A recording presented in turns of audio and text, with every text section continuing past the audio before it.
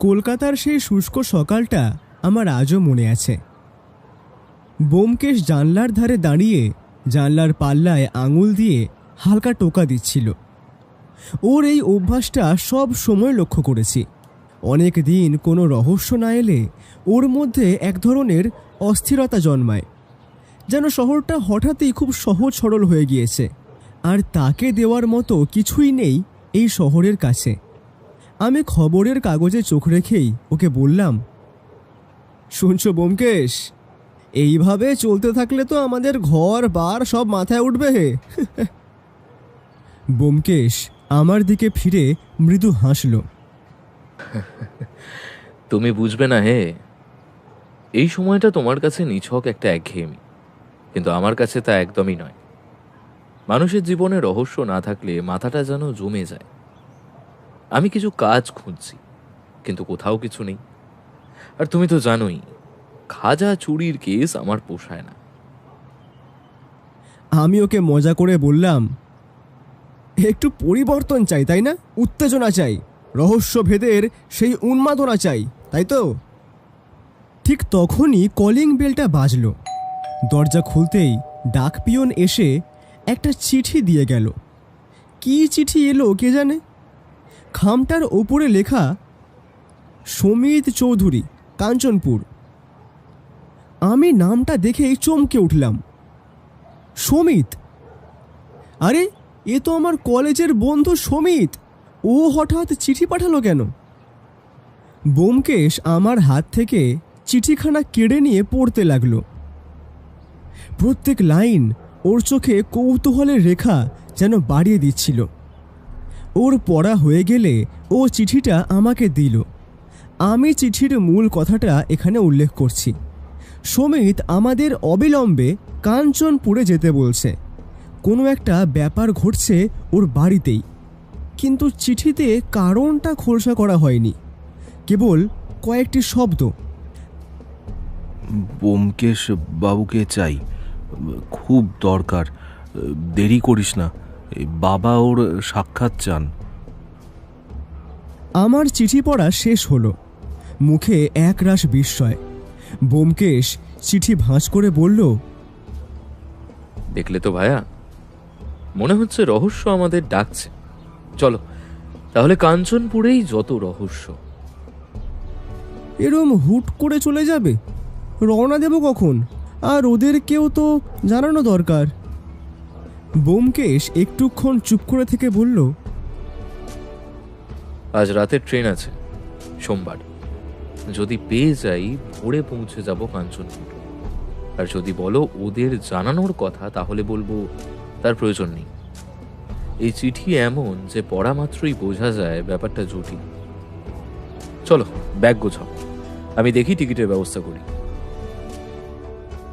সিদ্ধান্ত হলো আজই রওনা দেব। পুঁটিরাম আমাদের বাড়ির দেখাশোনা করবে। আমরা প্রয়োজন মতো সব গুছিয়ে নিলাম। বিকালে ট্যাক্সি করে স্টেশন পৌঁছে ট্রেনে উঠলাম সেই রাতেই। সোমবার রাতের সেই ট্রেনটা অদ্ভুতভাবে শান্ত ছিল। জানলার বাইরে শীতের হাওয়া দৌড়াচ্ছে, আর মাঝে মাঝে দূরের ছোট স্টেশনগুলো আলো ঝলমলে রহস্যের মতো পেরিয়ে যাচ্ছিল। অলস সফর। আমি ব্যোমকেশকে বললাম, ব্যোমকেশ, সমিত সাধারণত খুব ঠান্ডা মাথার ছেলে। সে যদি এমন তাড়াহুড়ো করে ডাকে, কিছু একটা নিশ্চয়ই ঘটেছে। কি জানি কি হলো আবার। ব্যোমকেশ সিগারেট ধরিয়ে বলল, ঘটেছে যা তার বাবার কথা বলছে প্রমিত চৌধুরী। খুব সজ্জন, সমাজে সম্মানিত। এমন মানুষ বিপদের মুখে পড়ছে, এটা হঠাৎ হয় না। আমার মনে হচ্ছে একটা কোনো অঘটন আসন্ন। তার চিঠিতে ভয় ছিল। এবার সেই ভয় ভাবটা তার বাবার জন্য কিনা সেটা জানি না। আমি একটু অবাক হয়ে জিজ্ঞেস করলাম, ভয়? ব্যোমকেশ চোখ নামিয়ে বলল, হ্যাঁ, ভয়। মানুষ যখন নিজের কথা বলতে না পেরে তৃতীয় কারোর মাধ্যমে ডাক পাঠায়, তখন বুঝতে হবে ভয়টা গভীর, এবং এতটাই গভীর যে তা অস্তিত্ব সংকটও সৃষ্টি করতে পারে। ট্রেন চলতে লাগলো নিজের বেগে। আমরা দুজনেই এখন নীরব। ব্যোমকেশ বই পড়ছে আর সিগারেট টানছে। আমার মনে হচ্ছিল কাঞ্চনপুরের বাতাসে নিশ্চয়ই ভয়ানক কিছুর গন্ধ আছে, একটা চাপা অন্ধকার বগিটায়, যা ট্রেনের জানলা পর্যন্ত পৌঁছে গিয়েছে। ঘুম আসছে, ট্রেনের ঝাঁকুনি, না, চোখটা বন্ধ হয়ে আসছে। ব্যোমকেশ এখনও মনোযোগ দিয়ে বই পড়ছে। আমার চোখে এবার নিদ্রা দেবীর আগমন হলো। মঙ্গলবার ভোরে ট্রেন কাঞ্চনপুর স্টেশনে ঢুকল। তখন সকাল 6:30 হবে। একটা ঠান্ডা কুয়াশা পুরো প্ল্যাটফর্ম জুড়ে নিজের মায়াময়ী আবেশ ছড়িয়ে রেখেছে। খুব ভোর বলে চারিদিক ফাঁকা, শুধু দূরে একটা কেরোসিন লণ্ঠনের আলো দুলছে। প্ল্যাটফর্ম থেকে নেমে আমরা একটা গাড়ির সন্ধানে মনোনিবেশ করলাম। যাই হোক, গরু টানা গাড়ি হলেও চলবে। কিছু সময় এদিক ওদিক খোঁজার পরে একজন গাড়োয়ানকে দেখলাম আমাদের দিকেই এগিয়ে আসছে। যাক, একটা হিললে হলো। টাকা পয়সার কৈবিত করে আমরা ওর গরুর গাড়ি নিয়ে রওনা হলাম।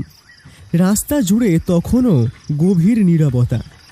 জমিদার বাড়ির কাছাকাছি পৌঁছাতে দেখলাম বাড়ির সামনে পুলিশ দাঁড়িয়ে, 5-6 জন কনস্টেবল আর আরও কিছু লোক জমায়েত হয়ে দাঁড়িয়ে আছে। আমার বুকটা কেঁপে উঠল। এ কি হলো কি এখানে? চিঠিতে সমিতের যে ভয় চোখে পড়েছিল ব্যোমকেশের, এটা কি তারই কোনো সংযোগ? গেটের কাছে এসে আমরা নেমে পড়তেই সমিত ছুটে এলো আমাদের দেখতে পেয়ে। ওর মুখ শুকনো, চোখ দুটো লাল, রাত ভোর না ঘুমানোর ছাপ। সে আমাদেরকে দেখে চিৎকার করে উঠল, তোরা এসেছিস, তোরা এসেছিস! ব্যোমকেশবাবু, ব্যোমকেশবাবু, বাবা, বাবা, বাবা খুন হয়েছে।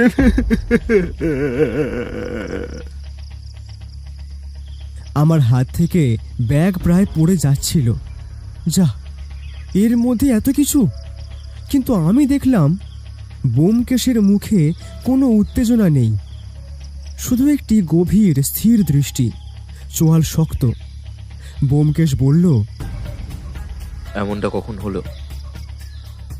কাঁদো কাঁদো কণ্ঠে সমিত বলল, গত রাত ওই 12টার সময় লাইব্রেরিতে গুলির শব্দ, দরজা ভিতর থেকে বন্ধ।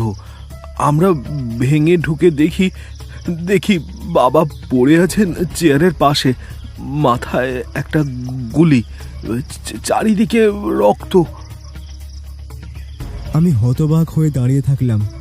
সমিত আরও বলল, ব্যোমকেশবাবু, বাবা মৃত্যুর কয়েকদিন আগে আপনাকে ডাকতে চেয়েছিলেন, আমি তাই চিঠিটা পাঠাই, কিন্তু কেন ডাকতে চাইছিলেন আমি জানি না। এই কথা শুনে ব্যোমকেশের চোখে অদ্ভুত ঝিলিক দেখা গেল, যেন দুটো আলাদা ধাঁধা এক সূত্রে বাঁধা হচ্ছে ওর মাথার ভেতরে। ঠিক তখনই পুলিশ ইন্সপেক্টর আমাদের দেখে এগিয়ে এলো। একজন লম্বা কড়া চেহারার মানুষ, লক্ষণ ত্রিবেদী। ব্যোমকেশকে দেখে হাত মেলানোর ভঙ্গিতে বললেন, আপনি সত্যান্বেষী ব্যোমকেশ বক্সী? কি সৌভাগ্য আমার! আপনার কীর্তিকলাপের কথা বহুদিন ধরে শুনছি, আজ আপনার সাথে দেখা। কিন্তু পরিস্থিতিটা এমন, যাকে যাই হোক, আপনার সহায়তা পেলে খুনটার কিনারা দ্রুত হবে।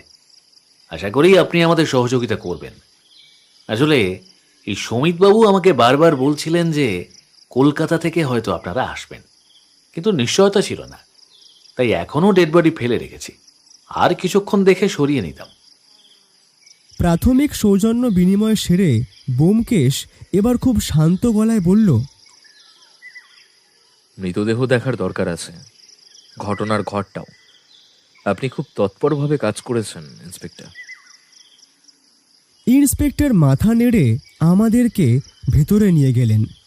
লাইব্রেরির দরজাটা তখনও ভাঙা অবস্থায় অর্ধেক ঝুলে রয়েছে। ভিতরে ঢুকতেই মনে হলো একটা চাপা ভয় বাতাসে মিশে আছে। প্রমিত চৌধুরীকে চেয়ারের পাশে শুইয়ে রাখা হয়েছে। তার কপালের ডান দিকে গুলির দাগ, চোখটা আধ খোলা, মেঝেতে আধ শুকনো রক্তের দাগ, যদিও এখনো তাজা রক্ত ওনার মাথার থেকে চুঁইয়ে পড়ছে। টেবিলের ওপরে কিছু চিঠি, অসমাপ্ত খাতা আর একটা কালো কালিদানি পড়ে। ব্যোমকেশ চারপাশ খুব মনোযোগ দিয়ে দেখছিল। সে খুব ধীরে ধীরে আমায় বলল, লক্ষ্য করো, ঘরে কোনো লড়াইয়ের চিহ্ন নেই। এর দুটো অর্থ, হয় খুনি ঘরে ঢোকেনি, আর নয়তো খুনি চেনা কেউ। পিছনের জানলায় লোহার গ্রিল, কেউ ঢুকতে পারবে না, কিন্তু দরজা তো ভিতর থেকে বন্ধ ছিল। তাহলে ব্যাপারটা খুব সহজ নয়। আমি তখনই বুঝলাম ব্যোমকেশের মাথায় বিশাল কিছু ঘুরছে। বাইরে বের হয়েই সমিত আমাদের হাত চেপে ধরল। ব্যোমকেশবাবু, দয়া করে বাবার খুনিকে বের করুন। এভাবে বাবার চলে যাওয়াটা মেনে নিতে পারছি না। ব্যোমকেশ তার কাঁধে হাত রাখল। চিন্তা করো না সমিত, আমার কাজ সত্য খুঁজে বের করা, আর আমি সেই পথ দেখে ফেলেছি। তারপর সে স্তব্ধ বাড়িটার দিকে তাকিয়ে ফিসফিস করে বলল, এই সুবিশাল অট্টালিকা, কি রহস্য সাজায় রেখেছ মোর আমন্ত্রণে। ঠিক সেই মুহূর্ত থেকেই যেন আসল তদন্ত শুরু হয়ে গেল। দেহ বাইরে নিয়ে যাওয়া হলে ব্যোমকেশ হাত পকেটে ঢুকিয়ে দাঁড়ালো।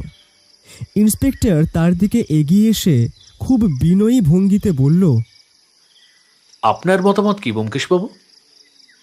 প্রথম দৃষ্টিতে কি মনে হচ্ছে? মনে হচ্ছে খুনটা খুব ঠান্ডা মাথায় করা হয়েছে।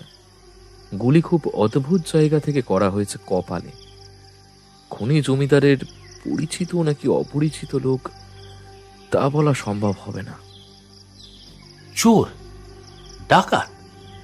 কিন্তু তার আগে বলুন, সে পালালো কেমন করে? আর মানে ব্যাপারটা তো অবাস্তব হয়ে যাচ্ছে, তাই না? চোর হলে লড়াই হতো, শরীরের কোনো স্ক্র্যাচ নেই, এবং চোর কারোর কপালে এক গুলিতে খুন করে না। ভেতর থেকে দরজা বন্ধ করে নিজে বের হতে পারে না। কিন্তু তাই বলে তো এটাকে পিশাচের কাজ বলা যায় না ভায়া। আমি বোকার মতো জিজ্ঞেস করলাম, তাহলে আত্মহত্যা? ব্যোমকেশ একটু কড়া গলায় বলল, না, আত্মহত্যা নয়। আত্মহত্যায় লক্ষ্যবস্তু কপাল নয়।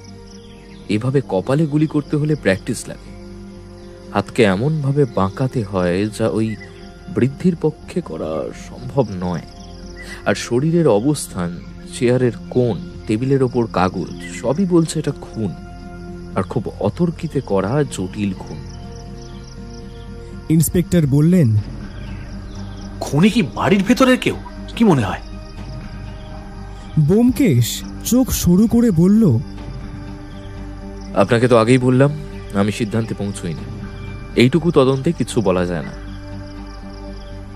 আপনি তবে এখানেই থাকুন, আপনার মতো করে তদন্ত চালিয়ে যান আপনি। আমরা সব রকম সহযোগিতা করব। কোনো দরকারে আমাকে খবর পাঠাবেন ব্যোমকেশবাবু। হ্যাঁ হ্যাঁ হ্যাঁ, আপনি নিশ্চিন্তে থাকুন ইন্সপেক্টর সাহেব। ইন্সপেক্টর মাথা নেড়ে সম্মতি জানিয়ে চলে গেলেন। জমিদার বাড়ির পশ্চিম দিকের পুরনো অতিথিশালাটি আমাদের থাকার জায়গা। সকালটা আর বিশেষ কিছু করলাম না। দুপুরে খাবার দিয়ে যাওয়ার সময় সমিত আর কুশলা মাথা নিচু করে দাঁড়িয়েছিল। সমিত বারবার বলছিল, আপনারা না আসলে আমি যে কিছুই বুঝতাম না, দিশেহারা হয়ে যেতাম। বাবা কেন আপনাদের ডাকতে চেয়েছিল সেটা আমার মাথায় ঢুকছে না। শান্ত হও, কালকের মধ্যেই কিছু সূত্র পাবো হয়তো। আগে তো জেরা দরকার। খাবার সেরে ব্যোমকেশ শুয়ে পড়ল। আমি জানতাম এটা ওর বিশ্রামের সময় নয়। চোখ বন্ধ করলেও মাথার ভেতর ওর লজিক, হিসেব, সন্দেহ সব কিছুই চলতেই থাকে। আমি জিজ্ঞেস করলাম, ভাইয়া কি ভাবছো? ব্যোমকেশ চোখ খুলল না, অমনভাবেই বলল, খুনি বাড়ির কেউ কিনা আগে বুঝতে হবে, তবে তাদের আচরণ আরো গভীরভাবে লক্ষ্য করা দরকার। আজ বিকেলে সৎকারে সবাইকে দেখব, কিছুটা ধারণা তো তা থেকেই আমি করতে পারবো বলে মনে হয়।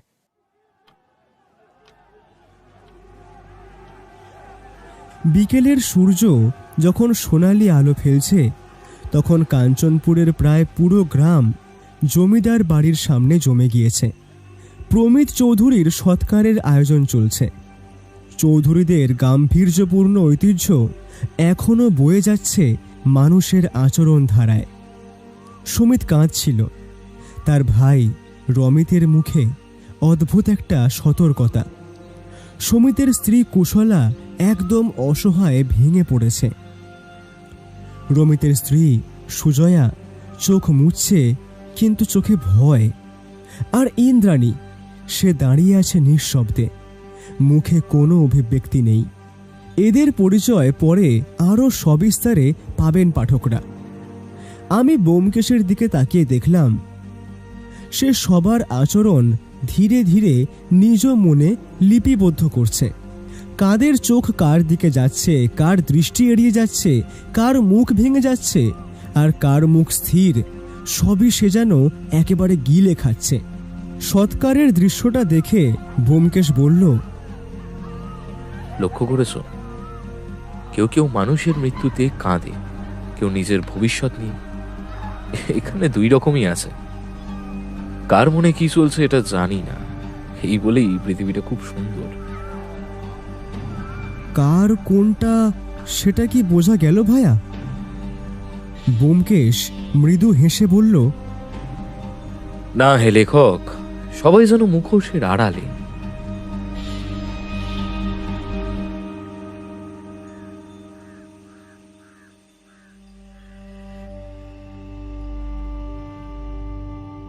কাঞ্চনপুরের চৌধুরী বাড়িটা ঠিক জমিদারি আমলের সেই পুরনো বিশালত্ব নিয়ে এখনও দাঁড়িয়ে আছে।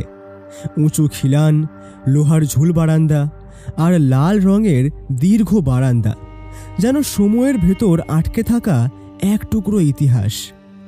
কিন্তু এই বিশাল বাড়িটা এখন ভর করে আছে কেবল 5-6 জন মানুষ। তাদের প্রত্যেকের চোখে আলাদা আলাদা ছায়া, আর প্রত্যেকের মধ্যেই যেন একটা চেপে রাখা দুঃখ, ভয় বা অবদমিত অস্থিরতা। এই বাড়ির চরিত্রগুলো বেশ রঙিন। জমিদার প্রমিতের বড় ছেলে হলো সমিত, বয়স 31, আমার কলেজের বন্ধু। চিরকাল কাম স্টেডি স্বভাব। বাবার সহায়তায় কাঠের ব্যবসা করে, যদিও এখন ব্যবসার দিনকাল ভালো নয় বলেই শুনলাম।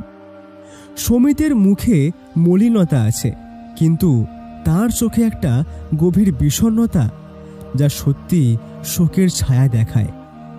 তবে আবার সেই চোখের ভেতরে কোথাও একটা ছায়া, যেন সমিত নিজেও কিছু জানে, কিন্তু তা বলতে ভয় পাচ্ছে।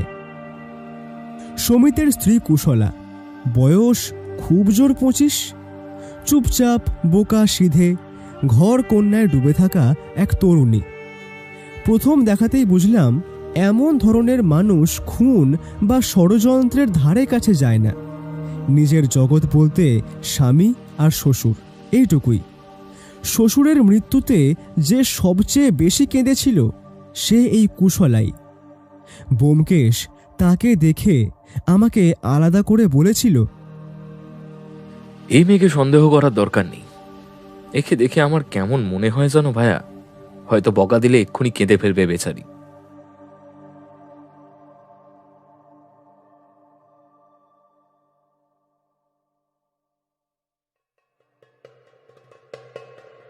জমিদারের ছোট ছেলে রমিত, বয়স 26 কিংবা 27।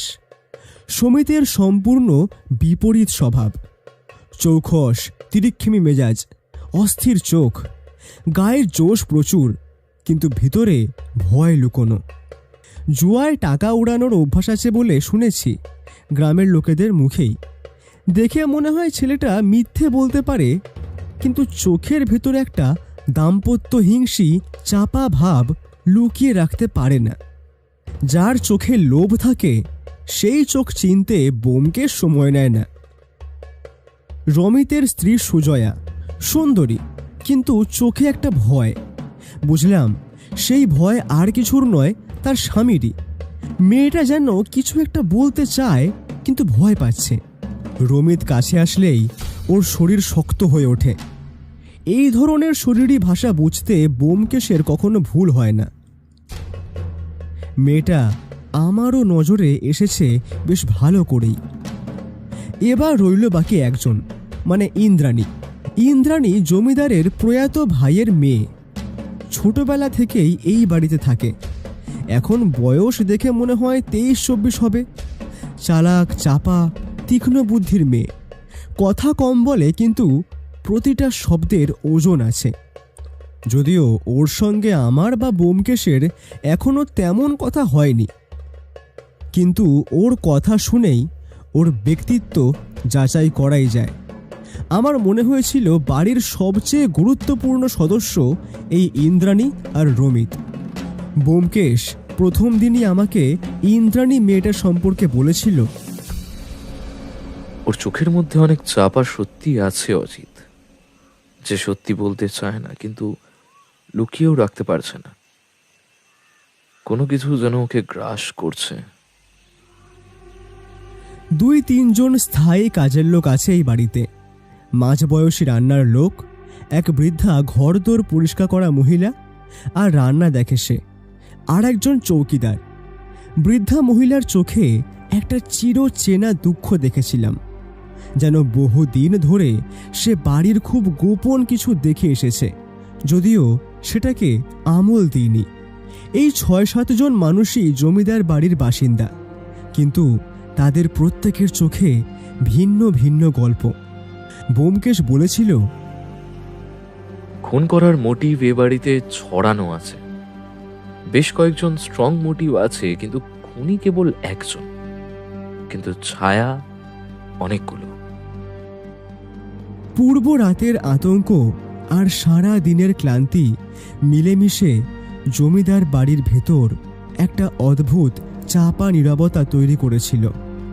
খুনের ঘটনার পর পুলিশের পদচারণা, কথাবার্তা, দৌড়ঝাঁপ সবই এখন কমে এসেছে। দুপুরে জমিদার প্রমিত বাবুর লাশ দাহ হয়ে গিয়েছে। বাড়ির সবাই একেবারে নিস্তব্ধ, কিন্তু বোমকেশ ভায়ার চোখে সেই শান্ত ঝড়টা এখন আরও স্পষ্ট। সে খুনের তদন্তের গভীরে ঝাঁপ দিয়েছে। আমারও মনের ভেতর চাপা উত্তেজনা।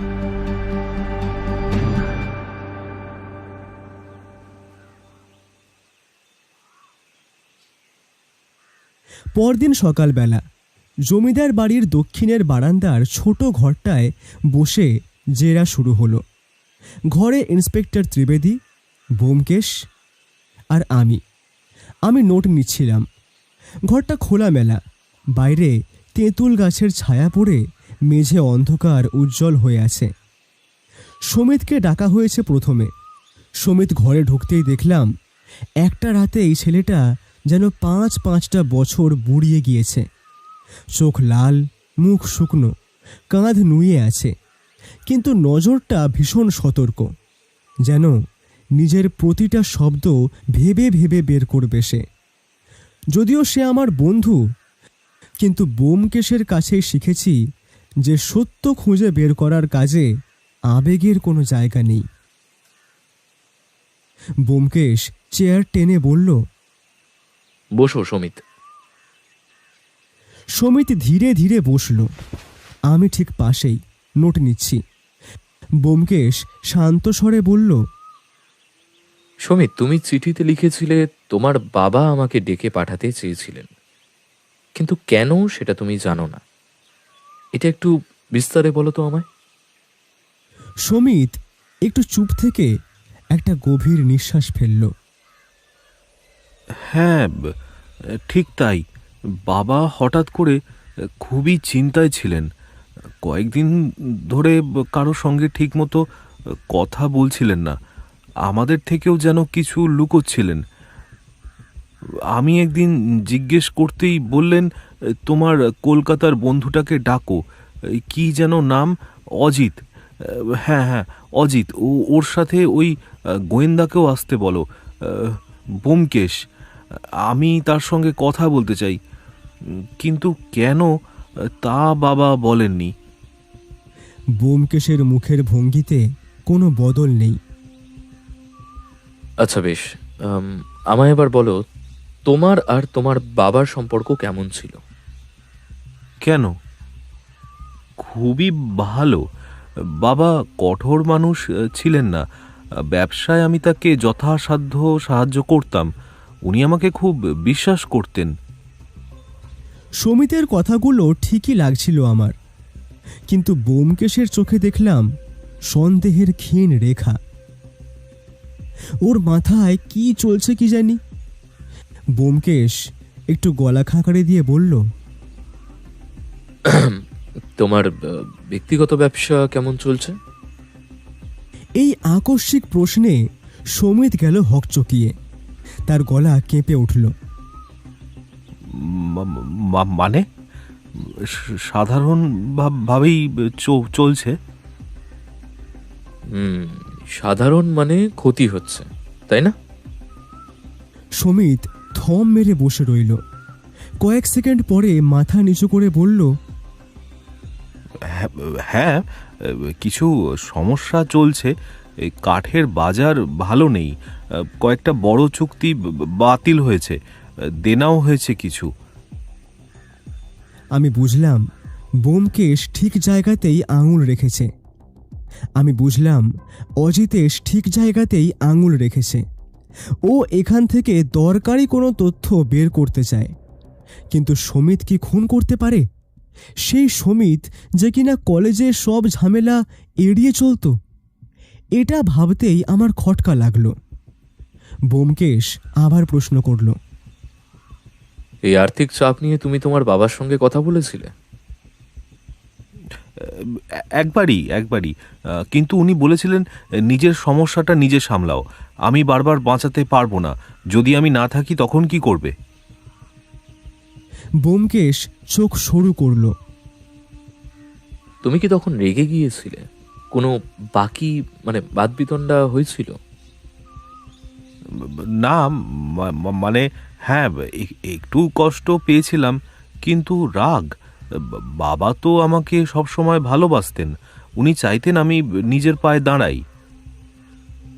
সমিতের কথাগুলো আবেগের, কিন্তু তাতে নিজেকে রক্ষার একটা চেষ্টা স্পষ্ট। ব্যোমকেশ এবার সরাসরি জিজ্ঞেস করল, খুনটায় গুলি চালানো হয়েছে ঠিক রাত 12টায়। তুমি তখন কোথায় ছিলে? আমি আমি আমার ঘরেই ছিলাম। আমার স্ত্রী কুশলা তখনও জেগেছিল, সে বলতে পারবে। ব্যোমকেশ মাথা নাড়ালো।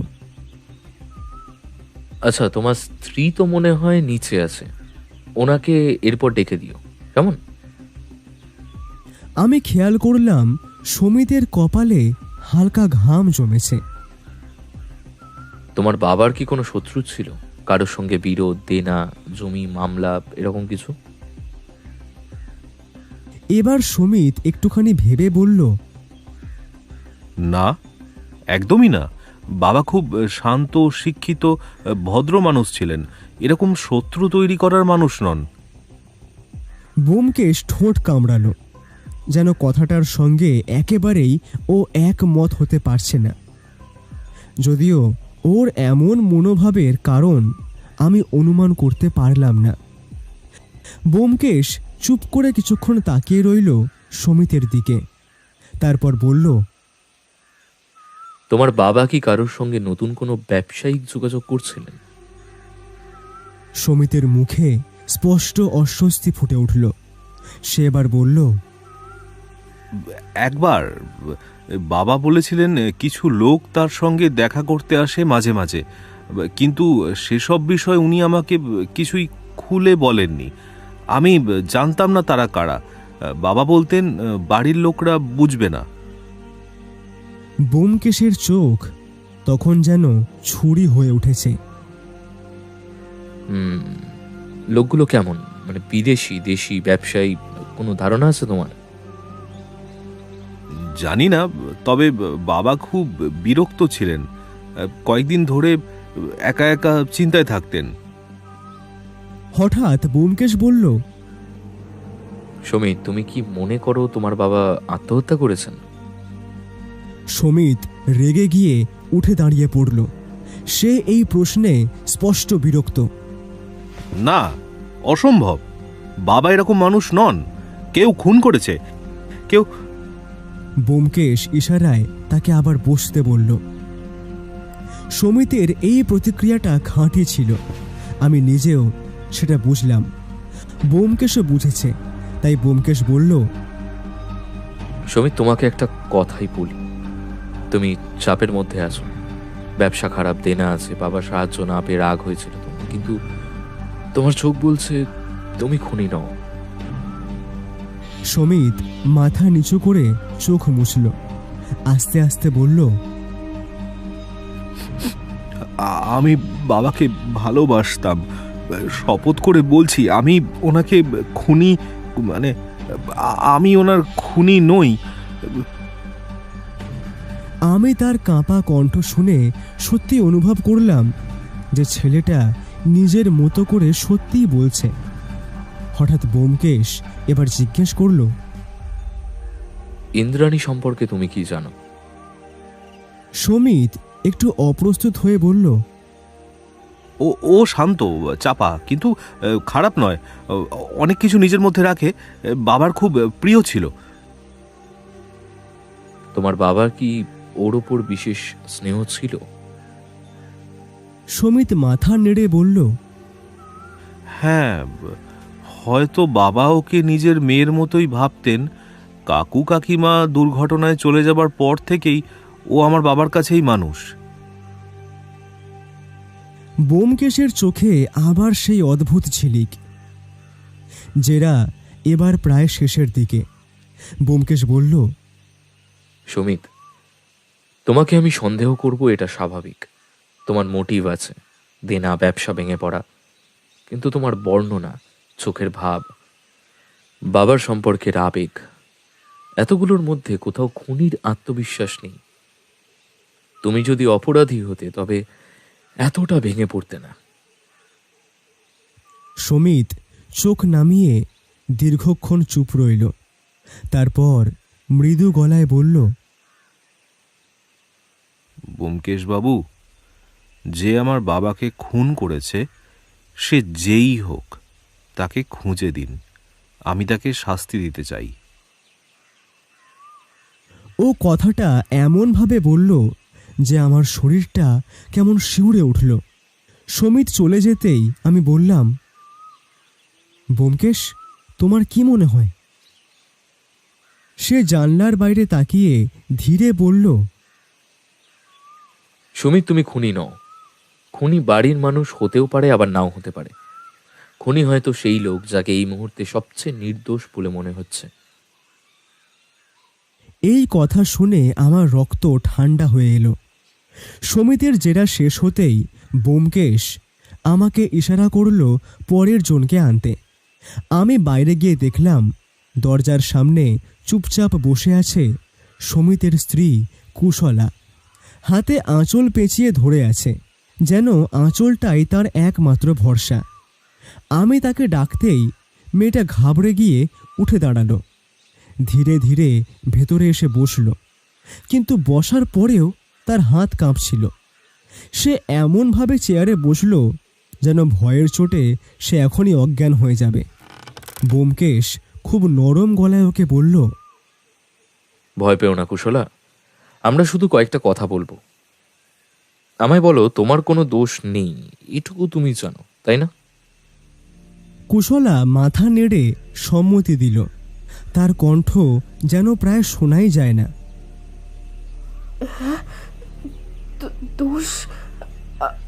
আমি না, কিছু জানি না, কিছু জানি না। ব্যোমকেশ প্রথম প্রশ্ন করল। আমায় বলো, তোমার শ্বশুর প্রমিত বাবুর সঙ্গে তোমার সম্পর্ক কেমন ছিল? কুশলা একটু মাথা তুলে বলল, খুবই ভালো। উনি আমাকে নিজের মেয়ের মতোই দেখতেন। আমি হাত ধরে রান্নাবাটির অনেক কিছু শিখেছি ওনার। উনি কখনো রাগারাগি করেননি। তার চোখে জল এসে গেল। ওর এই শোকটা সাজানো নয়, আমি বুঝলাম। ব্যোমকেশ দৃষ্টি নরম করে বলল, খুনির খবর শোনার পর তুমিই সবচেয়ে বেশি কেঁদেছিলে, আমি দেখেছি। কুশলা 2 হাত দিয়ে মুখ চাপা দিল। আমি বিশ্বাস করতে পারছি না, এমন ভালো একটা মানুষ। ব্যোমকেশ তাকে কিছুক্ষণ সময় দিল। কুশলা নিজেকে সামলাবার চেষ্টা করছে। এবার ব্যোমকেশ সরাসরি প্রশ্ন করল, গতরাত ঠিক 12টার সময় তুমি কোথায় ছিলে? মেয়েটা সঙ্গে সঙ্গে বলল, আমি আমার ঘরেই ছিলাম, সবিত ছিল। আমরা গুলির শব্দ শুনেই দৌড়ে বেরিয়েছি। খুব জোরে শব্দ হয়েছিল। তোমাদের ঘর থেকে লাইব্রেরিতে যেতে কতক্ষণ লাগে? 1 মিনিট হবে। যখন গুলির শব্দ হলো তখন কি সমীর তোমার পাশে ছিল? কুশলা একটু ভেবে মাথা নেড়ে বলল, হ্যাঁ, মানে ঠিক পাশেই না, মানে আমার মনে হয় দরজার দিকে যাচ্ছিল। ব্যোমকেশ থেমে গেল। তার চোখে সেই অদ্ভুত তীক্ষ্ণতা দেখা গেল, কিন্তু সেটা ঠিক যে সন্দেহের ইঙ্গিত তা বলবো না। আমি নোটে লিখলাম, আলিবাই সঠিক, কিন্তু দুর্বল দুর্বল একটা ভাব আছে। ব্যোমকেশ এবার ধীরে ধীরে ওকে বলল, সমীর আর তার বাবার সম্পর্ক কেমন ছিল? তাদের কি নিয়মিত কথা হতো? কুশলা যেন এবার একটু নিশ্চিন্ত মনে উত্তর দিল, ভালোই ছিল, তবে কয়েকদিন ধরে কিছু একটা নিয়ে দুজনের মধ্যে মনোমালিন্য হচ্ছিল। সমিত একটু চিন্তায় ছিল, আবার আমার শ্বশুর মশাইও। সমীর কি তোমায় কারণ বলেছিল ব্যবসার ব্যাপার? কুশলা মাথা নেড়ে বলল, না, আমাকে এসব বলে না, তবে আমি শুনেছি ওর ব্যবসায় একটু সমস্যা হচ্ছিল। ব্যোমকেশ ওকে সরাসরি জিজ্ঞেস করল, তোমার কি মনে হয় সমীর তার বাবাকে খুন করতে পারে? প্রশ্নটা শুনে কুশলা ভয় পেয়ে যেন লাফিয়ে উঠল। না, কখনো নয়। ও বাবাকে খুব সম্মান করে, ও এরকম করতেই পারে না। ব্যোমকেশ ওকে শান্ত হয়ে বসতে বলল, কিন্তু ওর ভয়টা সত্যিই ছিল। ও স্বামীকেও খুব ভালোবাসে। ব্যোমকেশ কয়েকটা দ্রুত প্রশ্ন করল, প্রমিত সে কেমন? অস্থির মেজাজে, মাঝে মাঝে খুব রেগে যায়, তবে খারাপ মানুষ নয়, আমাকে খুব ভালোবাসে। সুজয়া কেমন? ও ভীষণ চাপা, রমিতের ভয় পায়। আসলে রমিত মাঝে মাঝে খুব অশান্তি করে অকারণে। ইন্দ্রাণী? এই প্রশ্নে কুশলা হঠাৎ থামল। তার চোখে অস্বস্তি, তাও আমতা আমতা করে বলল, ও খুব বুদ্ধিমতী, কখনো বোঝা যায় না ও কি ভাবছে।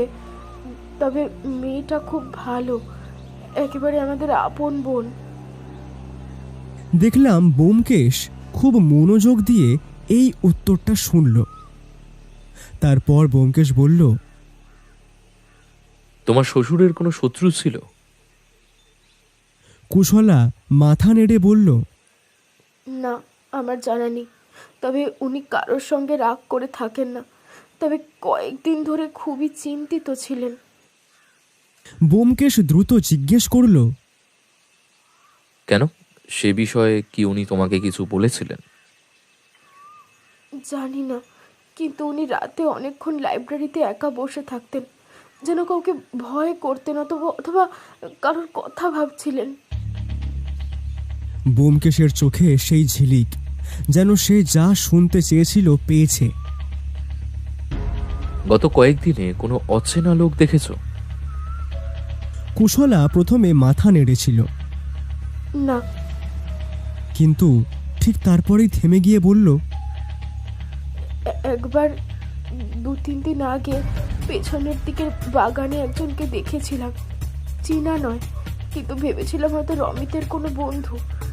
ওর সাথে দেখা করতে কয়েকজন আসতো। ব্যোমকেশ এক দৃষ্টে তার দিকে তাকিয়ে রইল। তুমি কি মুখটা মনে করতে পারো? না না, খুব দূর থেকেই দেখেছিলাম। কিন্তু তার চোখ বলছিল সে আরও কিছু জানে, বলছে না। কুশলা বেরিয়ে যেতেই আমি ব্যোমকেশকে বললাম, ও তো একটা নিরীহ মেয়ে মানুষ, কি ভাবছো ওকে নিয়ে? হ্যাঁ, দোষ নেই তার, কিন্তু সে এমন কিছু দেখেছে যা সে নিজেও বুঝতে পারেনি কতটা গুরুত্বপূর্ণ। তাহলে কুশলার কথায় তুমি কি বুঝলে? দুটো বিষয়। সমিতের অ্যালিবাই ঠিক আছে, খুনের কয়েকদিন আগে বাড়ির পেছনে অজানা কাউকে দেখা গেছে, এটাই সবচেয়ে বিপজ্জনক তথ্য। তার চোখে এবার চিন্তার নতুন দ্বীপ জ্বলে উঠল। এই খুন শুধু পারিবারিক নয় মনে হচ্ছে, এর মধ্যে বাইরের এক ছায়াও আছে, কিন্তু যোগাযোগটা ঠিক কি সেইটা এখনো জানি না। কুশলা বেরিয়ে যেতেই ব্যোমকেশ গভীর একটা শ্বাস ফেলল। তার চোখে সেই অদ্ভুত স্থিরতা, যা দেখে আমি সবসময় বুঝি ও এখন আসল খেলায় নামতে প্রস্তুত। ইন্সপেক্টর ত্রিবেদীকে ইশারা করা হলো। রমিত চৌধুরীকে ভেতরে পাঠান। রমিত যখন ঘরে ঢুকল, তার ভঙ্গিটাই ছিল বিরক্ত, তাচ্ছিল্যপূর্ণ, যেন তাকে জেরা করা মানে তার অপমান করা। সে বুকে হাত ভাঁজ করে দাঁড়িয়ে রইল প্রথমেই। আমি মনে মনে বললাম, চরিত্রগত সন্দেহ চিহ্ন 1। বসুন। রমিত চেয়ার টেনে বসল, কিন্তু তার দুই চোখে অস্থিরতা, একটা নিয়ন্ত্রণহীন রাগ, দমিয়ে রাখার প্রাণপণ চেষ্টা। তোমার বাবার সঙ্গে তোমার সম্পর্ক কেমন ছিল রমিত? রমিত কাঁধ ঝাঁকালো, তারপর একটা অদ্ভুত ভঙ্গিতে বলল, যেমন হয়, খুব ভালোও ছিল না, খুব খারাপও ছিল না। বাবা একটু একরোখা মানুষ ছিলেন, সব কিছু ওনার মতো করে চলতে হবে, এইটাই। ব্যোমকেশ এবার মৃদু হাসল, তারপর বলল, অর্থাৎ তুমি স্বাধীনতা চাইতে, আর বাবা সেটা দিতে চাইতেন না, তাই তো? রমিত চোখ ছোট করল, কিন্তু বলল না একটা কথাও। ব্যোমকেশ আবার শান্ত গলায় বলল, মানুষ স্বাধীন হতে চায়, এটা স্বাভাবিক, কিন্তু তাকে সে কাজে বাধা দিলে কি তাকে খুন করবে? আমি দেখলাম ব্যোমকেশের কথাগুলো রমিতের শরীরে আগুন ধরিয়ে দিচ্ছে। এটা কখনোই নিরাপদ লক্ষণ নয়। ব্যোমকেশ এবার চোখ তুলে সরাসরি প্রশ্ন ছুড়ল রমিতের দিকে। তুমি কি জুয়া খেলো? রমিত চমকে উঠল। কে বলল? কারা বলছে আমায় নিয়ে এসব? তোমার কথার ভঙ্গি দেখে বোঝা যাচ্ছে, আর তাছাড়া গ্রামের 3 জন আলাদা আলাদা করে একই কথা বলেছে। রমিত এবার স্পষ্ট অস্বস্তিতে। হ্যাঁ, মাঝে মধ্যে খেলি, কিন্তু সেটা কোনো অপরাধ নয়। মাঝে মধ্যে নয়, নিয়মিত। আর জুয়ার টাকা তুমি হারিয়েছ প্রচুর, দেনা হয়েছে প্রায় 1 লাখের মতো। এটা কি ঠিক? আর এ কথা কি অস্বীকার করতে পারবে তুমি? রমিত চোখ নামিয়ে নরম গলায় বলল, হয়েছে, কিন্তু বাবা তা জানতেন না। জানলে হয়তো রেগে যেতেন, তাই না? রমিত মাথা নেড়ে বলল, হ্যাঁ, খুব রাগী ছিলেন, আর টাকা দিতে চাইতেন না আমাকে। ব্যোমকেশ চুপ করে রইল কয়েক মুহূর্ত। আমার মনে হলো রমিত ইতিমধ্যেই নিজের উপর লজ্জায় আস্তে আস্তে ভেঙে পড়ছে। খুনের সময় গত রাত 12টায় তুমি কোথায় ছিলে? আমার ঘরে। অত রাতে আর কোথায় থাকবো? বেশ বেশ বেশ, কিন্তু কে প্রমাণ করবে? অ্যালিবাই কি? আমার স্ত্রী সুজয়া। আমরা একসাথে ছিলাম। ওকে আপনি জিজ্ঞেস করলেই সব তথ্য পাবেন। ব্যোমকেশ একটু এগিয়ে এসে বলল। সুজয়া তোমাকে ভয় পায়? রমিত এবার সত্যিই হাঁপিয়ে উঠল। তার মুখে লুকোতে না পারা বিদ্বেষ। সে বলল, কেউ ভয় পায় কি পায় না, এর সঙ্গে খুনের কি যোগ? ব্যোমকেশ ধীরে ধীরে বলল, যোগ আছে। যে স্ত্রী স্বামীর অত্যাচারে ভীত, সে সত্যি কথা বলার সাহস পায় না। সুতরাং তোমার অ্যালিবাই অটুট নয়। আপনি কি আমাকে খুনি ভাবছেন? হ্যাঁ, আমি ভাবছি যে কারোর মতো তুমিও সন্দেহের মধ্যে আছো। তুমিও আমার সাসপেক্ট। তারপর থেমে বলল, তোমার আর্থিক লোভ, দেনা, স্বভাব সবই তোমার বাবা কিছুদিন ধরে চিহ্নিত করেছিলেন। এটাই তোমার মোটিভের দিকে ইঙ্গিত করছে। রমিত ঠোঁট কামড়ালো। ব্যোমকেশ এবার কোমল স্বরে বলল, এ কথা কি তুমি জানো? রমিত একটু থেমে মাথা নেড়ে বলল, হ্যাঁ, দেখতাম দেখতাম উনি রাতে লাইব্রেরিতে একা বসে থাকতেন, কিছু কাগজপত্র দেখতেন, মাঝে মাঝে কারোর সঙ্গে টেলিফোনে কথাও বলতেন। টেলিফোন? কার সঙ্গে জানা আছে? না, জানতাম না। কে বা কারা সেই নিয়ে বাবা কিছু বলেন উনি। আমি কিছু জিজ্ঞেস করতে গেলেই বাবা বলতেন, এগুলো আমার বোঝার কাজ নয়। এরপর রমিতের স্বরে খানিক উত্তেজনা। হয়তো ওই লোকটাই বাবাকে খুন করেছে। লোকটা কে? তুমি চেনো তাকে? রমিত চুপ। বুঝলাম সে নিজেও জানে না। ব্যোমকেশ এবার গুরুত্বপূর্ণ প্রশ্নটি করল, তুমি কি সম্প্রতি বাড়ির আশেপাশে কোনো অচেনা লোক দেখেছ? রমিত চোখ উল্টে বলল, হতে পারে, ব্যবসার লোকজন, কাগজপত্র আনতে লোক আসে। ব্যোমকেশ সরাসরি ওর কথা কেটে বলল, মিথ্যে। তুমি যাকে দেখেছিলে সে কোনো ব্যবসায়ী না। রমিত এবার চমকে উঠল। আপনি কিভাবে জানেন? তোমার মুখ, ওই মুখই বলে দেয় যে তোমার কথা মিথ্যে। ছেলেটা প্রচণ্ড নার্ভাস হয়ে পড়েছে।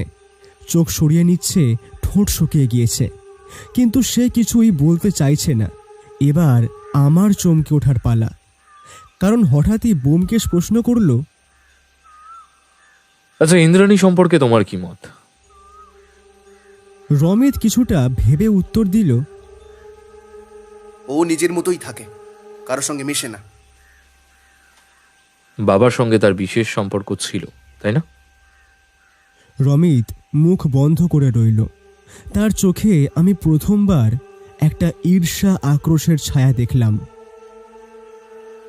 হ্যাঁ, বাবা ওকে খুব ভালোবাসতেন, অনেক বেশি, হয়তো দরকারের চেয়েও একটু বেশি। আমি ভিতরেই হাসলাম। এটা ঈর্ষা, স্পষ্ট ঈর্ষা। এই কথা দিয়েই রমিতের জেরা শেষ। রমিত বেরিয়ে যেতেই আমি বললাম, ব্যোমকেশ, তোমার কি মনে হয় একে নিয়ে? রমিত বিপজ্জনক স্বভাবের। তার মোটিভও আছে, দেনা, লোভ, সংযমহীনতা। কিন্তু কিন্তু কি? সে খুনি নয়। খুনি নম্র, বুদ্ধিমান, নিজের অস্তিত্ব লুকিয়ে চলা মানুষ নয়।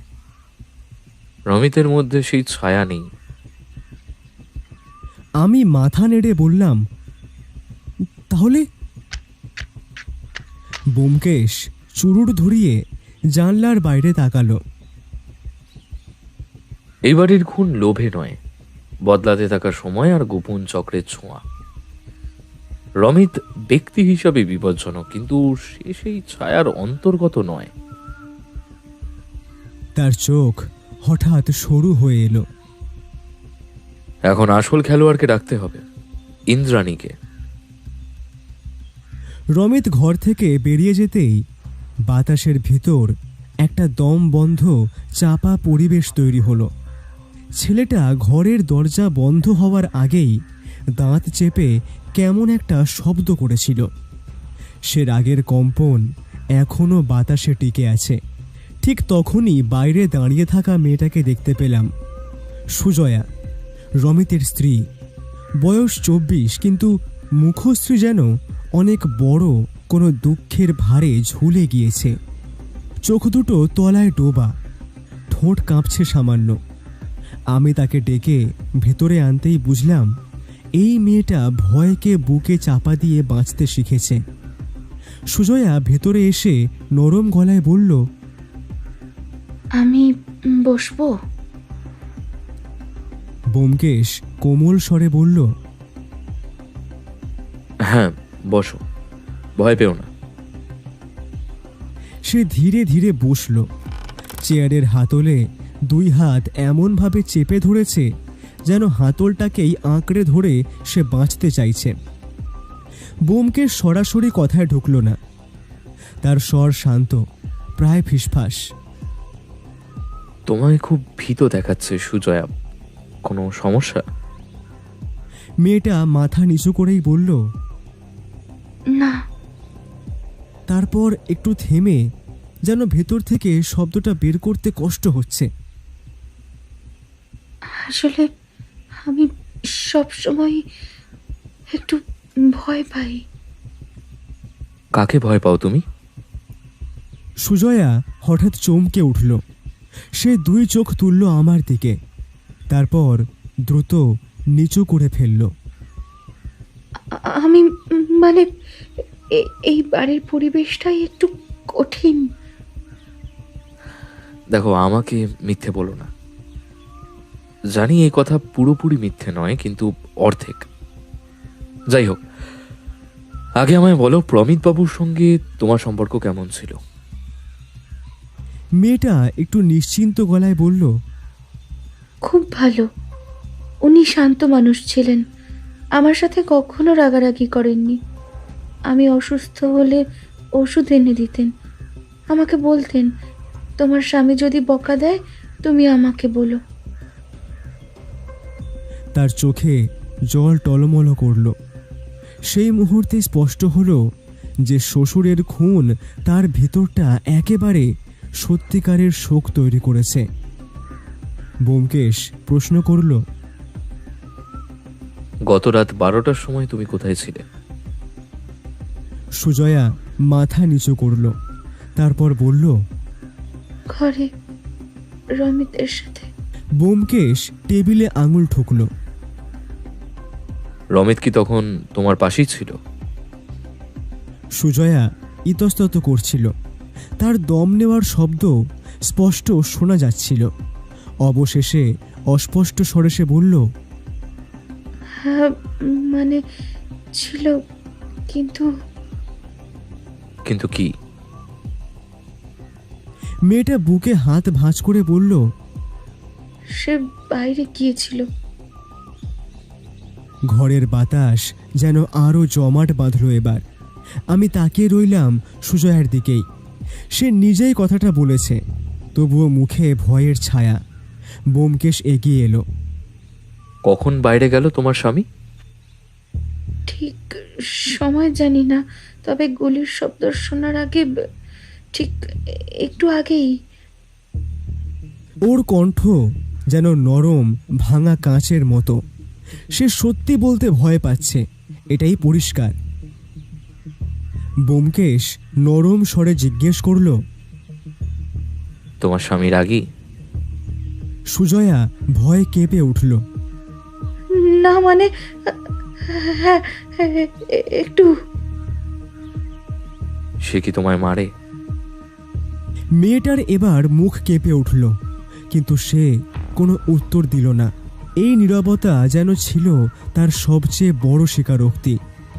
ব্যোমকেশ কয়েক সেকেন্ড স্থির হয়ে রইল, তারপর শান্ত গলায় বলল, তুমি সত্যটা লুকাচ্ছ, এটা আমি জানি, কিন্তু তুমি খুনের সঙ্গে জড়িত নও, এটাও আমি জানি।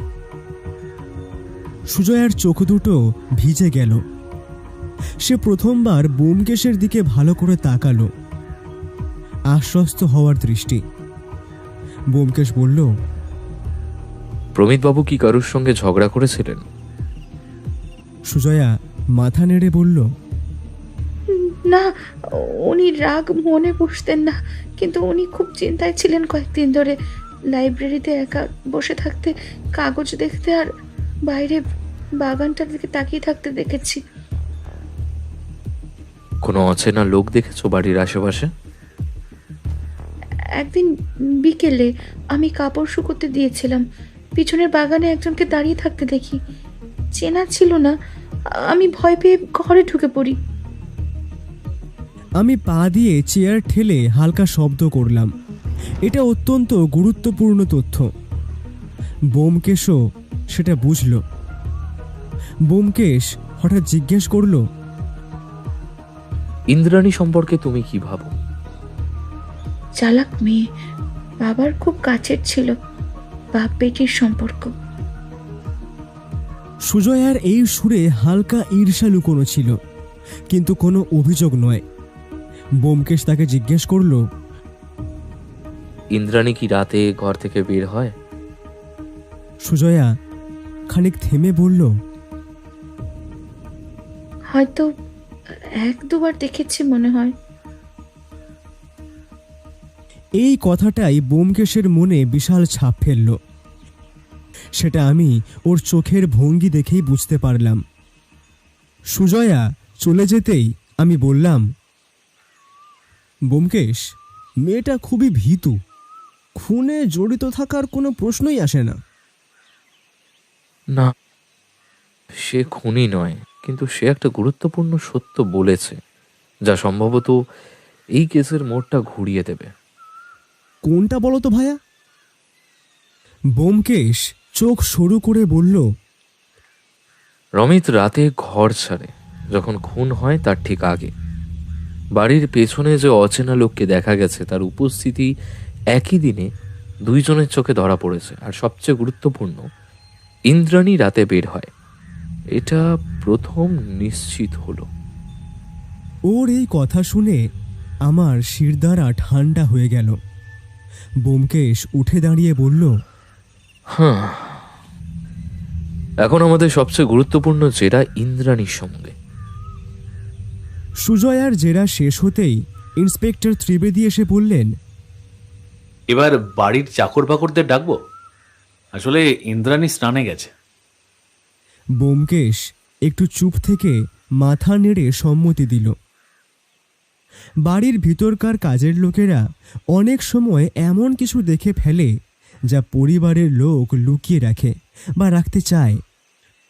প্রথমে এলো হরিপদ, মাঝবয়সী, মুটিয়ে যাওয়া, চোখে চশমা, মুখে কালো গোঁফ। তার চেহারায় আতঙ্কের চেয়ে ক্লান্তিই বেশি। ব্যোমকেশ তাকে জিজ্ঞেস করল, প্রমিতবাবুকে আপনি কতদিন ধরে চেনেন? তা বাবু ওই 25-26 বছর তো হবে। ভীষণ ভালো মানুষ ছিলেন গো। খুনের আগে কিছুদিন ওনাকে চিন্তিত বা অস্বাভাবিক লাগতো? না গো বাবু, এই আমি তো রান্নাঘরেই থাকি, উনি বুড়ো মানুষ নিজের ঘরেই থাকতেন, আমি তেমন কিছুই দেখিনি। বাড়ির পেছনে বা বাইরে কোনো অচেনা লোক দেখেছেন? না, আমি সেসব দেখি না। রাত হলেই শুয়ে পড়ি, দিনেও ওদিকে বেশি যাই না। ইন্দ্রাণী? ব্যোমকেশ প্রশ্নটা করতেই হরিপদ যেন অবাক হয়ে বলল, ও তো চুপচাপ নিজের কাজেই থাকে, কোনো খারাপ আচরণ কখনো দেখিনি। হরিপদর জেরা শেষ হলো খুব দ্রুত। লোকটা সত্যিই কিছু জানে না। এরপর এলো বাগানের মালি নরোত্তম। শুকনো চেহারা, মাটির গন্ধ লেগে থাকা হাত, গলা খসখসে।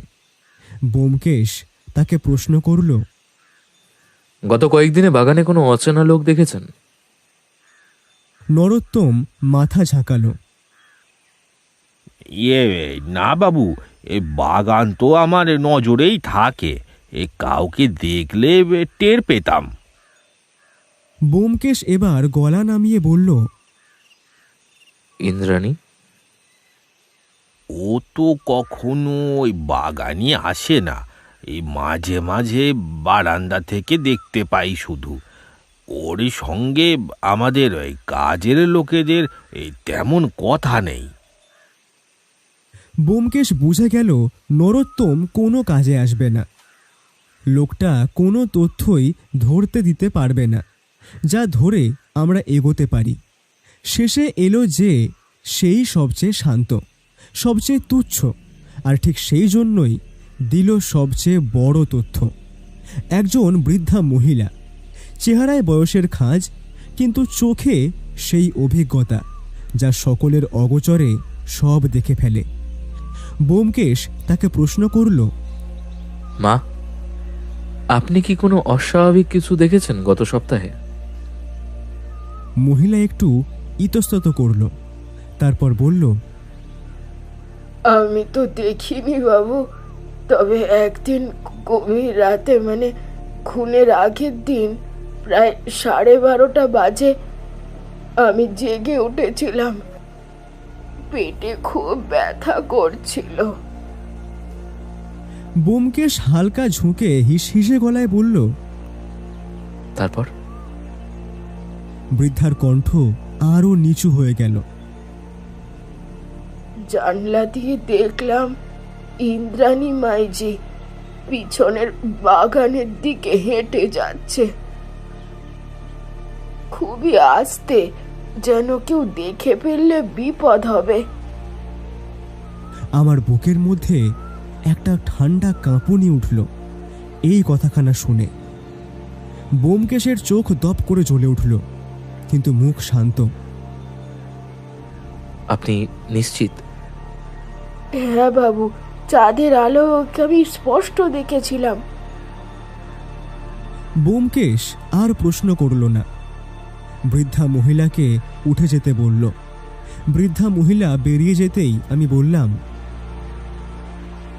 ব্যোমকেশ, ইন্দ্রাণী তো মাঝরাতে বাইরে গিয়েছিল, এটা খুব গুরুত্বপূর্ণ, কিন্তু তার এমন আচরণের কারণ? ব্যোমকেশ নিঃশব্দে জানলার বাইরে তাকিয়ে বলল, হ্যাঁ অজিত, এটা শুধু গুরুত্বপূর্ণ নয়, এটাই কেসের প্রথম সত্যিকারের কালো ছায়া। তার কণ্ঠ খুব নরম কিন্তু ভয়ঙ্কর স্থির। ইন্দ্রাণী এখন আর শুধু সন্দেহভাজন নয়, সে এই কেসের কেন্দ্রবিন্দু। আমিও ব্যোমকেশের সাথে একমত।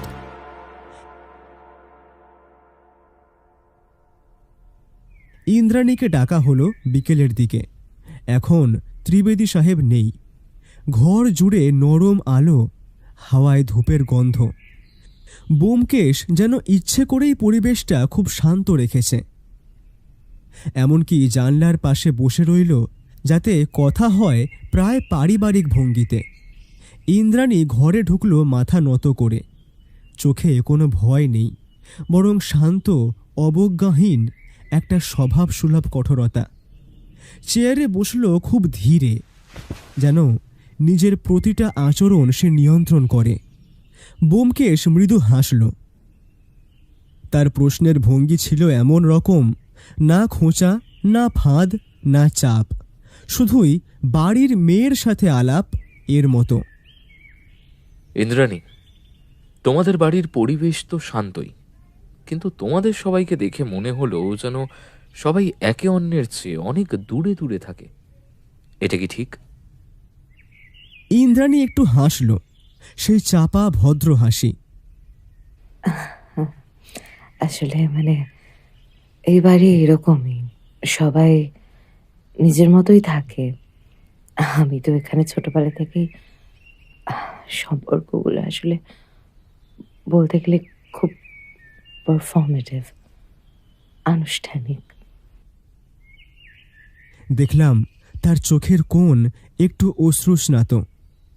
ব্যোমকেশ খুব ধীরে মাথা নেড়ে বলল, সুমিত কেমন? ইন্দ্রাণীর ঠোঁট সামান্য কেঁপে উঠল। সে এবার বলল, ভালো, তবে ব্যস্ত, মানে ব্যবসা নিয়ে মাথা ঘামায়। আমার সাথে এখন কমই কথা হয় দাদার। আর রমিত? রমিত একটু তিরিক্ষে স্বভাবের, সবাই তাকে ভয় পায় একটু। তবে হ্যাঁ, আমার সঙ্গে কথা কমই বলে। ব্যোমকেশ লক্ষ্য করল নামগুলো বলার সময় ইন্দ্রাণী মুখে বেশ নিয়ন্ত্রণ রাখছে, কিন্তু চোখ দুটোতে একটা হালকা বিরক্তি স্পষ্ট। এইবার ব্যোমকেশ আসল জায়গার দিকে সরে গেল, তাও এত কোমলভাবে যে ও বুঝতেই পারল না। প্রমিতবাবু তোমাকে খুব পছন্দ করতেন, তাই না? ইন্দ্রাণীর চোখ একবার জ্বলে উঠল, তারপর দ্রুত শান্ত হয়ে গেল। হ্যাঁ, জেঠু আমাকে মেয়ের মতোই দেখতেন। আমি পড়াশোনা করতাম, ওইটুকুই ওনার খুশির কারণ ছিল। উনি চাইতেন আমি চাকরি করি, নিজের পায়ে দাঁড়াই। ব্যোমকেশ মাথা নোয়ালো, তারপর বলল, খুব ভালো মানুষ ছিলেন, তাই না? ইন্দ্রাণী গলায় একটু ভারী করে বলল, হ্যাঁ, ছিলেন, খুব ভালো মানুষ ছিলেন। উনি কাউকে কষ্ট দিতে পারতেন না। ব্যোমকেশ তার কণ্ঠের অনুভূতি মেপে নিল। শোক সত্যি, কিন্তু তার সঙ্গে আরেকটা আবরণ, দূরত্বের, সংযমের। ব্যোমকেশ জানত এটাই সবচেয়ে সূক্ষ্ম প্রশ্ন। এটা সরাসরি করতে নেই, তাই সে সেটা ছুড়ে দিল এমনভাবে যেন কথার মাঝেই উঠে এসেছে। আচ্ছা, প্রমিতবাবু কি কখনো বলেছিলেন তোমাদের ভবিষ্যৎ কিভাবে সাজানো থাকবে? মানে সম্পত্তির ভাগটা, কোনো উইল, ছেলেমেয়ের ভবিষ্যতের কথা তিনি তো ভাবতেন নিশ্চয়ই, তাই না? ইন্দ্রাণী অবাক না হয়ে শুধু একটু থমকালো, শ্বাস নিল ধীরে। না, অন্তত আমাকে কিছু বলেননি। জেঠুর ধন সম্পত্তির বিষয় তিনি কখনো সামনে কথা তুলতেন না। উনি বেশি ভাবতেন বাড়ির শান্তি নিয়ে আর ব্যবসা নিয়ে। বাকি সব নিয়ে উনি একেবারেই উদাসীন। ব্যোমকেশ যেন খুব স্বাভাবিকভাবে বলল, মানে উইল থাকলেও তুমি জানো না, তাই তো? জানি না। ব্যোমকেশ আর কিছুই বলল না, শুধু চোখ দিয়ে তথ্য টুকে রাখলো মাথায়। ব্যোমকেশ এবার হাসল, তারপর যেন মজার ছলেই বলল, তোমার দিন কেমন কাটে? ইন্দ্রাণী যেন এবার স্বস্তি পেল। এই প্রশ্ন সাদামাটা। বেশিরভাগ সময় বই পড়ি, কখনো বাগানে হাঁটাহাঁটি করি, আর রাতে অনেক সময় দেরিতে ঘুমাই। আমার ঘুম আসতে চায় না। ব্যোমকেশ কিছু বলল না, শুধু দেখল এই একটি লাইনে কত তথ্য লুকিয়ে রয়েছে। আমি থমকে দেখলাম, সে নিজেই স্বীকার করল রাত জাগার কথা। তবে সে নিশ্চয়ই জানে না বৃদ্ধা মালির দেখা সেই রাতের ঘটনাটা। ব্যোমকেশ কিন্তু প্রশ্নটা করল না। সে চাইছে ইন্দ্রাণী নিজের মুখে কিছু বলুক, জোর করে নয়। দুর্বলভাবে সে জিজ্ঞেস করল, গত রাত তুমি কিছু শুনেছিলে? মানে কোনো আওয়াজ বা আর কিছু? ইন্দ্রাণী শান্তভাবে মাথা নেড়ে বলল, না, দরজা বন্ধ করেছিলাম, হঠাৎ গুলির শব্দ শুনে বেরিয়ে আসি। ব্যোমকেশ ইন্দ্রাণীর এই কথা বিশ্বাস করল কি করল না তা বোঝা গেল না। ইন্দ্রাণী বেরিয়ে যাওয়ার পর ঘর নিস্তব্ধ হয়ে গেল। আমি ব্যোমকেশকে জিজ্ঞেস করলাম, কিছু বুঝলে ভায়া? ব্যোমকেশ আধ খোলা চোখে বলল, ইন্দ্রাণী খুব বুদ্ধিমতী, ওকে সরাসরি চাপ দিলে মুখ বন্ধ করে ফেলত, কিন্তু আজও কিছু না বললে অনেক কিছু বলে গেল। আমি অবাক হয়ে দাঁড়িয়ে রইলাম। ব্যোমকেশ আরও বলল, এই মেয়ের আচরণে তিনটে জিনিস পেলাম। এক, প্রমিতবাবুর সঙ্গে তার সম্পর্ক গভীর, সে সত্যি পিতৃতুল্য ব্যক্তির আকস্মিক প্রয়াণে মর্মাহত। দুই, সম্পত্তি বা উইল নিয়ে সে জানে না, এটা বলা সহজ কিন্তু প্রমাণ করা কঠিন। আর তিন, ও রাতে জাগে, এটাই সবচেয়ে বড় তথ্য। আর আর কি ব্যোমকেশ? সে কিছু লুকাচ্ছে, তা স্পষ্ট।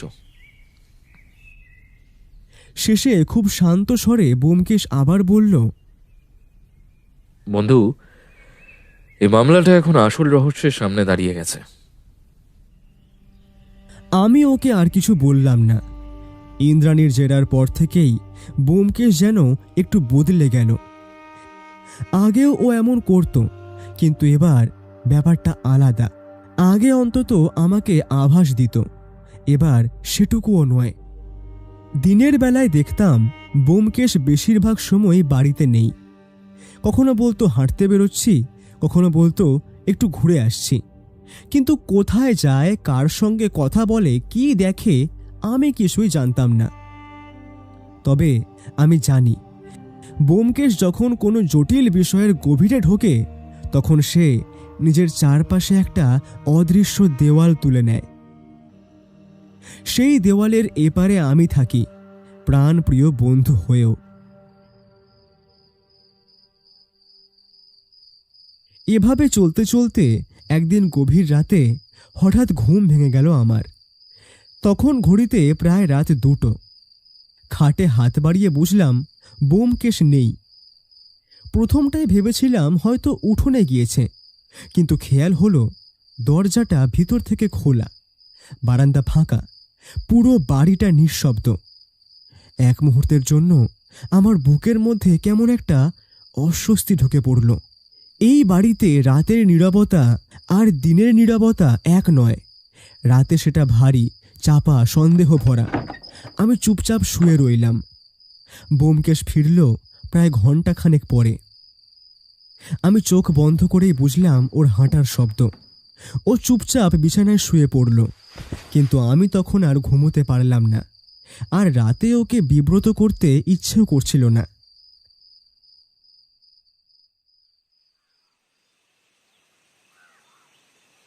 পরদিন সকালে চা খেতে খেতে আমি বললাম, তা ভায়া, রাতে কোথায় গিয়েছিলে? ব্যোমকেশ এক চুমুক চা খেলো, তারপর বলল, ঘুম আসছিল না ভাইয়া, তাই ওই একটু হাঁটতে গিয়েছিলাম। আমি ওর মুখের দিকে তাকালাম। এটা কেবল উত্তর, কিন্তু সত্যি নয়। আমি এবার মশকরা করে বললাম, এই বাড়িতে গভীর রাতে হাঁটতে যাওয়াটা নিরাপদ তো? ভয় পেলে তদন্ত করা যায় না। ভয়কে করিয়া জয়, আমরা আমরা আবার দেখিব নতুন সূর্যোদয়। এই বলে কথাটা সে ঘুরিয়ে দিল। আমি আর চাপ দিলাম না, কারণ আমি জানি চাপ দিলে ব্যোমকেশ আরও চুপ করে যায়। পরের কয়েকদিন ব্যোমকেশকে প্রায়ই বাইরে বাইরে থাকতে দেখলাম। কখনো বাজারের দিকে যায়, কখনো গ্রামের রাস্তা ধরে হাঁটে, কখনো আবার বাড়ির পিছনের দিকটায় ঘোরে। মাঝে মাঝে দেখতাম কোনো কাজের লোককে ডেকে 2-4টে সাধারণ প্রশ্ন করছে, যে এখানে কি রাতে কুকুর ডাকে, এই রাস্তা দিয়ে কারা আসে যায়, আগে এখানটায় কি ছিল। প্রশ্নগুলো শুনলে মনে হয় কিছুই না, কিন্তু আমি জানি ব্যোমকেশ কখনো অকারণে প্রশ্ন করে না। আমি লক্ষ্য করলাম সে ইচ্ছে করেই আমাকে এই সবের মধ্যে রাখছে না। আগে হলে রাতে ফিরে এসে বলতো, আজ একটা মজার জিনিস দেখেছি, কিন্তু এইবার কিছুই না। আমি বুঝে গেলাম ব্যোমকেশ এখন এমন একটা জায়গায় পৌঁছেছে যেখানে ভুল মানুষের কানে তথ্য গেলেই বিপদ। এই নীরবতাই তার প্রমাণ। একদিন বিকেলে আমি তাকে বললাম, কি ভাইয়া, কিছু বুঝছো? ব্যোমকেশ হেঁটে যেতে যেতে শুধু বলল, হ্যাঁ। কি? শুধু হ্যাঁ আবার কি? সে থামল, আমার দিকে তাকালো। তার চোখে সেই পরিচিত গভীরতা। সব নয়, কিন্তু যথেষ্ট বুঝেছি। এই 2 শব্দের মধ্যে এমন একটা ভার ছিল যা আর কিছু বলার প্রয়োজন রাখে না। আমি জানি এই মামলাটা এখন শেষের দিকে যাচ্ছে, আর শেষের দিকে গেলে ব্যোমকেশ এমনটাই হয়, একলা, নিঃশব্দ, ভয়ঙ্কর রকম নিশ্চিত। সে আমাকে কিচ্ছু বলছে না, মানে সে কাউকে আঘাত করতে যাচ্ছে, আর সেই আঘাতটা হবে নিখুঁত। আমি শুধু অপেক্ষা করছি, মনে ভরপুর উত্তেজনা। আরও 2 দিন এমন করেই কাটল।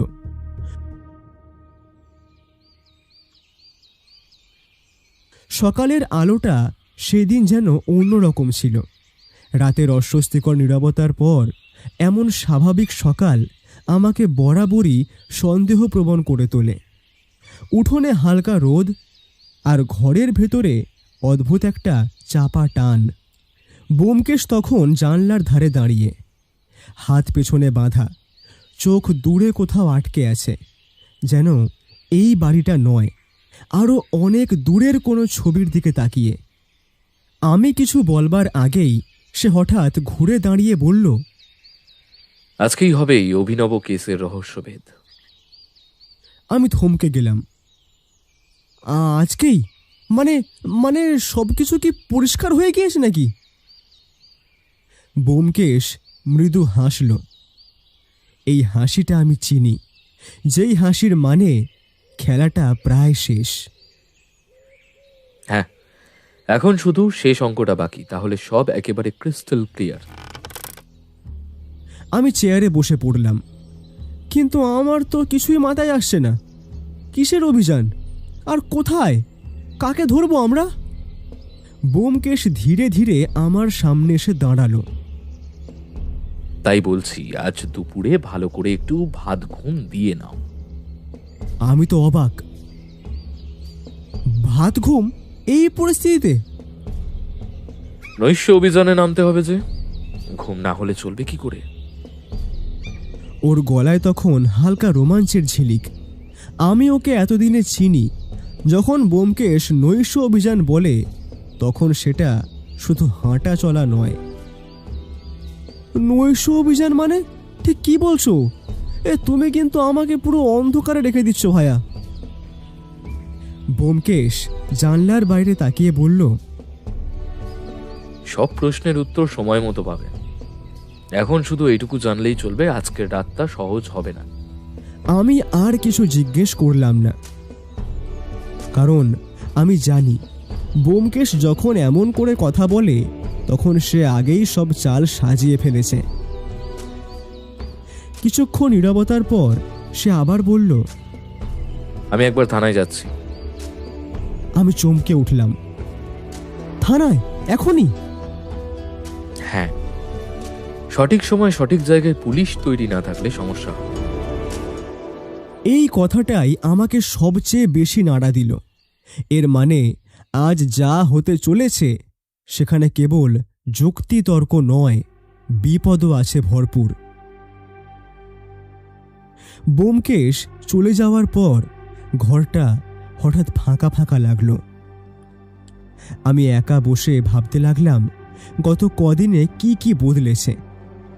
ব্যোমকেশ কম কথা বলেছে, বেশি দেখেছে, কম প্রশ্ন করেছে, বেশি লক্ষ্য করেছে। আমি বুঝলাম সে যাদেরকে সন্দেহের তালিকায় রেখেছিল, তাদের প্রত্যেকের ভূমিকাই সে মেপে নিয়েছে। কিন্তু আসল খেলা যে অন্য কোথাও, সেটা সে কাউকেই বুঝতে দেয়নি। দুপুরে খেতে বসে দেখি ব্যোমকেশ নেই। আমি বাধ্য হয়ে তার বলে যাওয়া কথাই রাখলাম। ভাত খেয়ে একটু শুয়ে পড়লাম, কিন্তু ঘুম এলো না।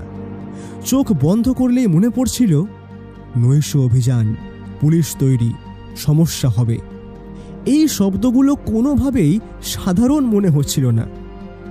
বিকেলের দিকে ব্যোমকেশ ফিরল। মুখে কোনো ক্লান্তি নেই, বরং চোখে অদ্ভুত এক তৃপ্তি। কি, থানার কাজ হয়ে গিয়েছে? হ্যাঁ। তা পুলিশ জানে কি করতে হবে? ব্যোমকেশ কোটটা খুলতে খুলতে বলল, যতটা ওদের জানার দরকার ততটাই। আমি বুঝলাম পুলিশও এই খেলায় পুরো ছবি জানে না। ব্যোমকেশ কেবল তাদের ব্যবহার করছে সময় মতো। সন্ধ্যার পর আমরা দুজনেই চুপচাপ বসেছিলাম। ব্যোমকেশ বই হাতে নিলেও পড়ছিল না। আমি বারবার অধৈর্য হয়ে ঘড়ির দিকে তাকাচ্ছিলাম। রাত নামার সঙ্গে সঙ্গে বাতাস ভারী হয়ে উঠল। গ্রামের রাত শহরের মতো কোলাহল নেই, কিন্তু এই নিঃশব্দতা আরও ভয়ঙ্কর। হঠাৎ ব্যোমকেশ বলল, প্রস্তুত? আমি উঠে দাঁড়ালাম। বোকার মতো বললাম, কিসের জন্য? ব্যোমকেশ আমার দিকে তাকালো, চোখে সেই পুরনো আগুন। আজকে সত্যি মিথ্যের মুখোমুখি লড়াই। আজ কেউ পার পাবে না। যা ফেসলা হবে সবার সামনেই হবে। আমি আর কিছু জিজ্ঞেস করলাম না, কারণ আমি জানি এই মুহূর্তের পর আর কোনো প্রশ্নের জায়গা নেই। এখন শুধু ঘটনা ঘটার অপেক্ষা। আমি শুধু এইটুকুই বুঝলাম, এই কেসটা ব্যোমকেশের কাছে আর ধাঁধা নয়, এটা এখন যেন একটা শিকার। আর শিকার ধরা পড়বেই আজ রাতের বেলায়।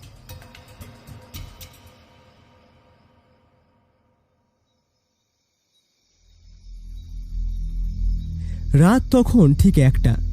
জমিদার বাড়িটা যেন নিঃশ্বাস আটকে রেখেছে। দূরের বাঁশঝাড়ে হালকা হাওয়া লাগলে পাতার মৃদু শব্দ, এই যা। বাকি সব স্তব্ধ। ব্যোমকেশ বারান্দায় দাঁড়িয়ে, হাতের সিগারেটটার আগুনটা অন্ধকারে ক্ষণিক জ্বলে উঠছে, আবার নিভে যাচ্ছে। আমি একটু দূরে দাঁড়িয়ে ওর দিকে তাকিয়ে আছি। এই নীরবতার ভেতরেও ও যেন কিছু শুনছে, যা আমার কানে আসে না। হঠাৎ ব্যোমকেশ বলল, চলো, সময় হয়েছে। ওর গলায় কোনো তাড়াহুড়ো নেই, বরং অদ্ভুত রকমের স্থিরতা। এই স্বর আমি চিনি। যখন ব্যোমকেশ নিশ্চিত, আমরা দুজন নিঃশব্দে বারান্দা ছাড়লাম।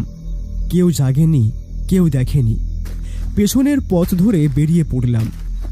প্রথমটায় কাঁচা রাস্তা, তারপর খোলা মাঠ, তারপর ঝোপঝাড়। চাঁদের আলো কম, মেঘে ঢাকা। ব্যোমকেশ সামনে আর আমি ঠিক তার পেছনে। প্রায় মিনিট 20 হাঁটার পর জায়গাটা বদলে গেল। হাওয়া ভারী, গাছ ঘন। এটা আর গ্রাম নয়, এটা বন। ব্যোমকেশ হঠাৎ থামল, আমাকে হাত তুলে ইশারা করলো থামতে। তারপর একটা মোটা গাছের আড়ালে দাঁড়ালো। আমি ওর পাশে। ব্যোমকেশ খুব ধীরে আমার দিকে ঝুঁকে ফিসফিস করে বলল, ওই দেখো অজিত। আমি চোখ মেলে তাকালাম। চাঁদের ক্ষীণ আলোয় একটু ফাঁকা জায়গায় দুটো ছায়া মূর্তি। একজন মেয়ের অবয়ব, চেনা। আমি নিজের অজান্তেই ফিসফিস করে বললাম, আরে এই যে ইন্দ্রাণী, ওর সঙ্গে ওই ছেলেটা কে? ছেলেটা লম্বা, শরীর শক্ত, মুখ স্পষ্ট নয়, চলনে অস্থিরতা। ব্যোমকেশ আমার দিকে না তাকিয়েই বলল, আর কোনো কথা নয়, একদম চুপ। আমি চুপ করে গেলাম। সামনের দৃশ্যটা আরো স্পষ্ট হলো। ওদের দুজনের মধ্যে তর্ক চলছে। হাতের ভঙ্গি আর দেহের ভাষায় তা স্পষ্ট বোঝা যাচ্ছে। ইন্দ্রাণী ওকে কিছু বলছে, আর ছেলেটা উত্তেজিত। আমি ব্যোমকেশের কানে খুব আস্তে আস্তে বললাম, ব্যোমকেশ, ওদের তো বচসা হচ্ছে, এখান থেকে বুঝতে পারছো? ব্যোমকেশ একটুও নড়ল না। হঠাৎ যা ঘটল তার জন্য আমি মোটেই প্রস্তুত ছিলাম না। ছেলেটা আচমকাই পেছনে হাত নিয়ে গেল, কোমরের কাছটায়। এক মুহূর্তের মধ্যেই ধাতব ঝিলিক, বন্দুক। আমার তো দম আটকে গেল। এ কি, ওই লোকটা বন্দুক তুলছে! এই কথাটা শেষ হওয়ার আগেই ব্যোমকেশ গাছের আড়াল থেকে বেরিয়ে এলো বাইরে, একদম সরাসরি, হাতের বন্দুক সোজা ওই লোকটার দিকে তাক করা। বন্দুক নামাও, এখনই। লোকটা চমকে গেল। স্পষ্টতই এমনটা সে আশা করেনি, কিন্তু পরের মুহূর্তেই সে নিজেকে সামলে নিল। সেও বন্দুক তাক করল ব্যোমকেশের দিকে। কে তুমি? ব্যোমকেশ এক পাও নড়ল না। এই প্রশ্ন করার সময় পেরিয়ে গেছে, এবার তোর খেলা শেষ। লোকটা হঠাৎ জোরে হাঁক দিল। এই বেরিয়ে আয় সবাই, মালটাকে এখানেই ঝাঁঝরা করে দে। মুহূর্তের মধ্যেই চারপাশ থেকে নড়াচড়া, ঝোপের আড়াল গাছের পেছন থেকে একে একে ছায়ামূর্তি বেরোতে লাগলো। আমি বুঝে গেলাম এটা কোনো একক লোকের কাজ নয়, একটা গোটা দল। কিন্তু কিসের দল? আমার বুকের ভেতর কাঁপুনি ধরল। ইন্দ্রাণীও তখন থরথর করে কাঁপছে। ঠিক তখনই আরও এক চমক, চারদিক থেকে হঠাৎ জোরালো আওয়াজ, পুলিশের বাঁশি। কেউ নড়বে না, hands up, put the pistols down. আলো জ্বলে উঠল, টর্চ, লণ্ঠন আর সঙ্গে বন্দুক। ঝোপের আড়াল থেকে একদল পুলিশ বেরিয়ে এলো। ইন্সপেক্টর ত্রিবেদীকে চিনতে অসুবিধা হলো না। ঠিক পরের মুহূর্তেই গুলির শব্দ। আমি স্পষ্ট কিছু দেখতে পেলাম না, শুধু শব্দ, আলো আর দৌড়ঝাঁপ। ব্যোমকেশ কোথায় আমি জানি না। আমি শুধু একটা কথাই ভাবছিলাম, ইন্দ্রাণী। আমি ঝুঁকি নিলাম, গুলির শব্দের মধ্যেই দৌড়ে গিয়ে ইন্দ্রাণীর হাত ধরলাম। চলো, এখানে আর থাকা যাবে না, পরিস্থিতি বিপজ্জনক। ইন্দ্রাণী কাঁদছিল, ভয়ে, আতঙ্কে, শোকে সব মিলেমিশে এক। আমি কিছু বললাম না, বলবার সময়ও নেই। আমি তাকে টেনে গাছের আড়ালে আনলাম।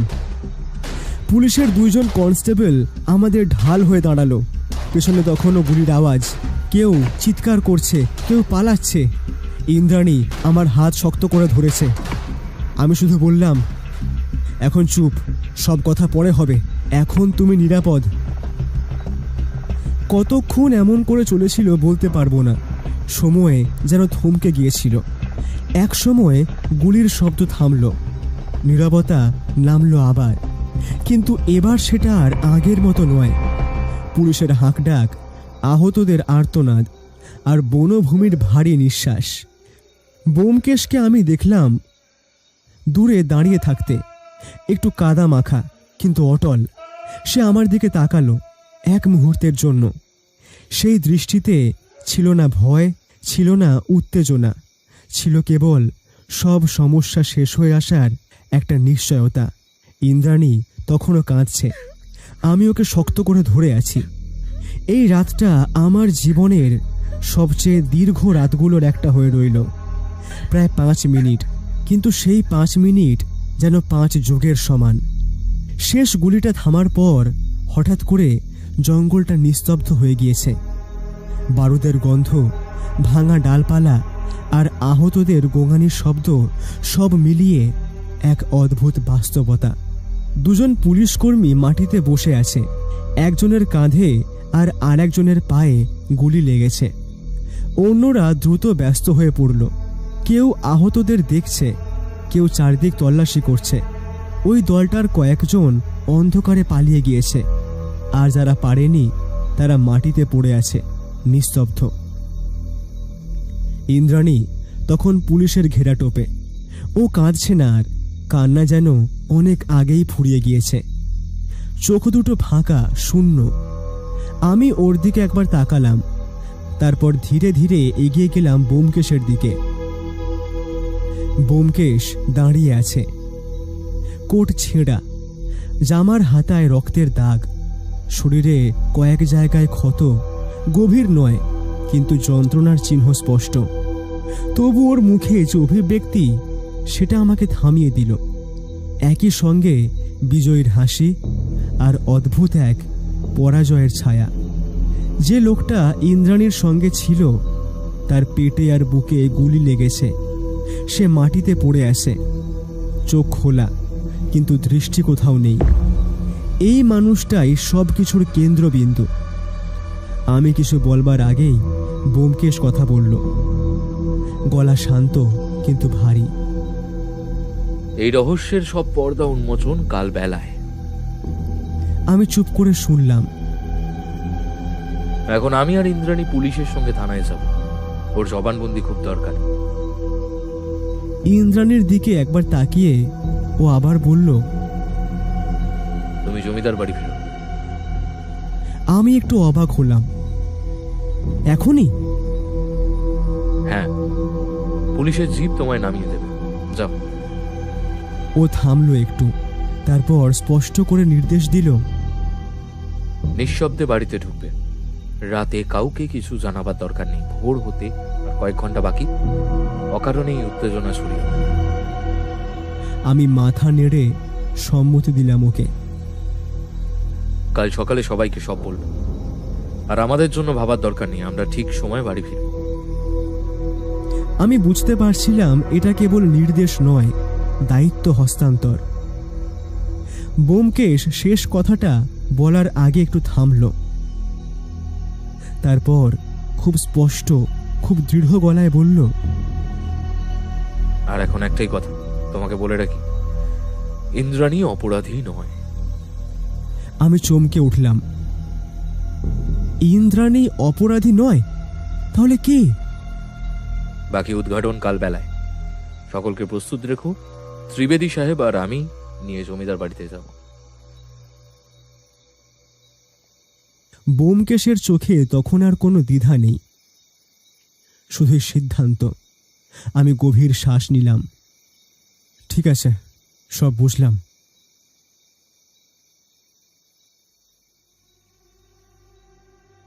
এই কথাটার মধ্যে আমার সব প্রশ্ন, সব আশঙ্কা, সব বিশ্বাস ঢুকেছিল।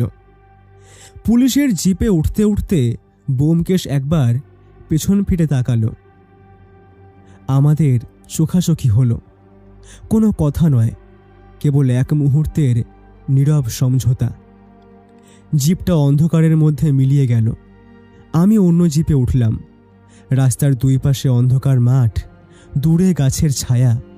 মাথার ভেতর শুধু একটা কথাই ঘুরছে, কাল বেলায় সবটা সামনে আসবে। জমিদার বাড়ির সামনে আমাকে নামিয়ে দিল পুলিশ। তখন ঘড়িতে প্রায় 3:30। আমি নিঃশব্দে দরজা খুলে ঢুকলাম।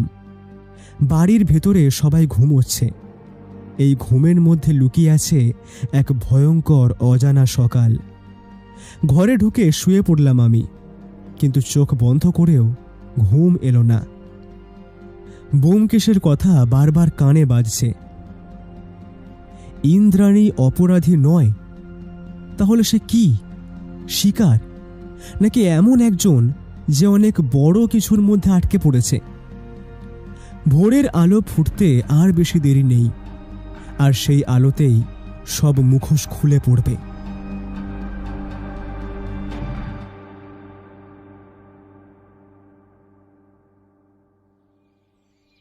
পরদিন ভোর ভোর উঠে বারান্দায় এসে দাঁড়ালাম। কুয়াশায় মোড়া চারদিক। বাড়িতে এখনও বিশেষ কেউ ওঠেনি। আমি মনে মনে একটু চিন্তিত ছিলাম যে কি করে সকলকে জানাবো বিষয়টা। তাছাড়া আরও একটা ব্যাপার আছে, আমি এখনও গোটা বিষয়টা জানি না। আর বিষয়টার মধ্যে যদি এমন কিছু থাকে যা জমিদার বাড়ির মানহানি করতে পারে, খুব সাবধানে এগোতে হবে। আরে, এই তো সমিত হাঁটছে না ওটা বাগানে? হ্যাঁ ঠিক, সমিতি তো। ওকে বলাই শ্রেয় হবে। আগে ওর কাছেই যাই। ওর মুখে তখন বিষণ্ণতা। সে আমাকে দেখে বলল, আরে অজিত, তুই এত ভোর ভোর উঠে গেছিস? দাঁড়া দাঁড়া, আমি ভেতরে গিয়ে চায়ের ফরমাশ করি। আরে দাঁড়া দাঁড়া, তুই ব্যস্ত হোস না।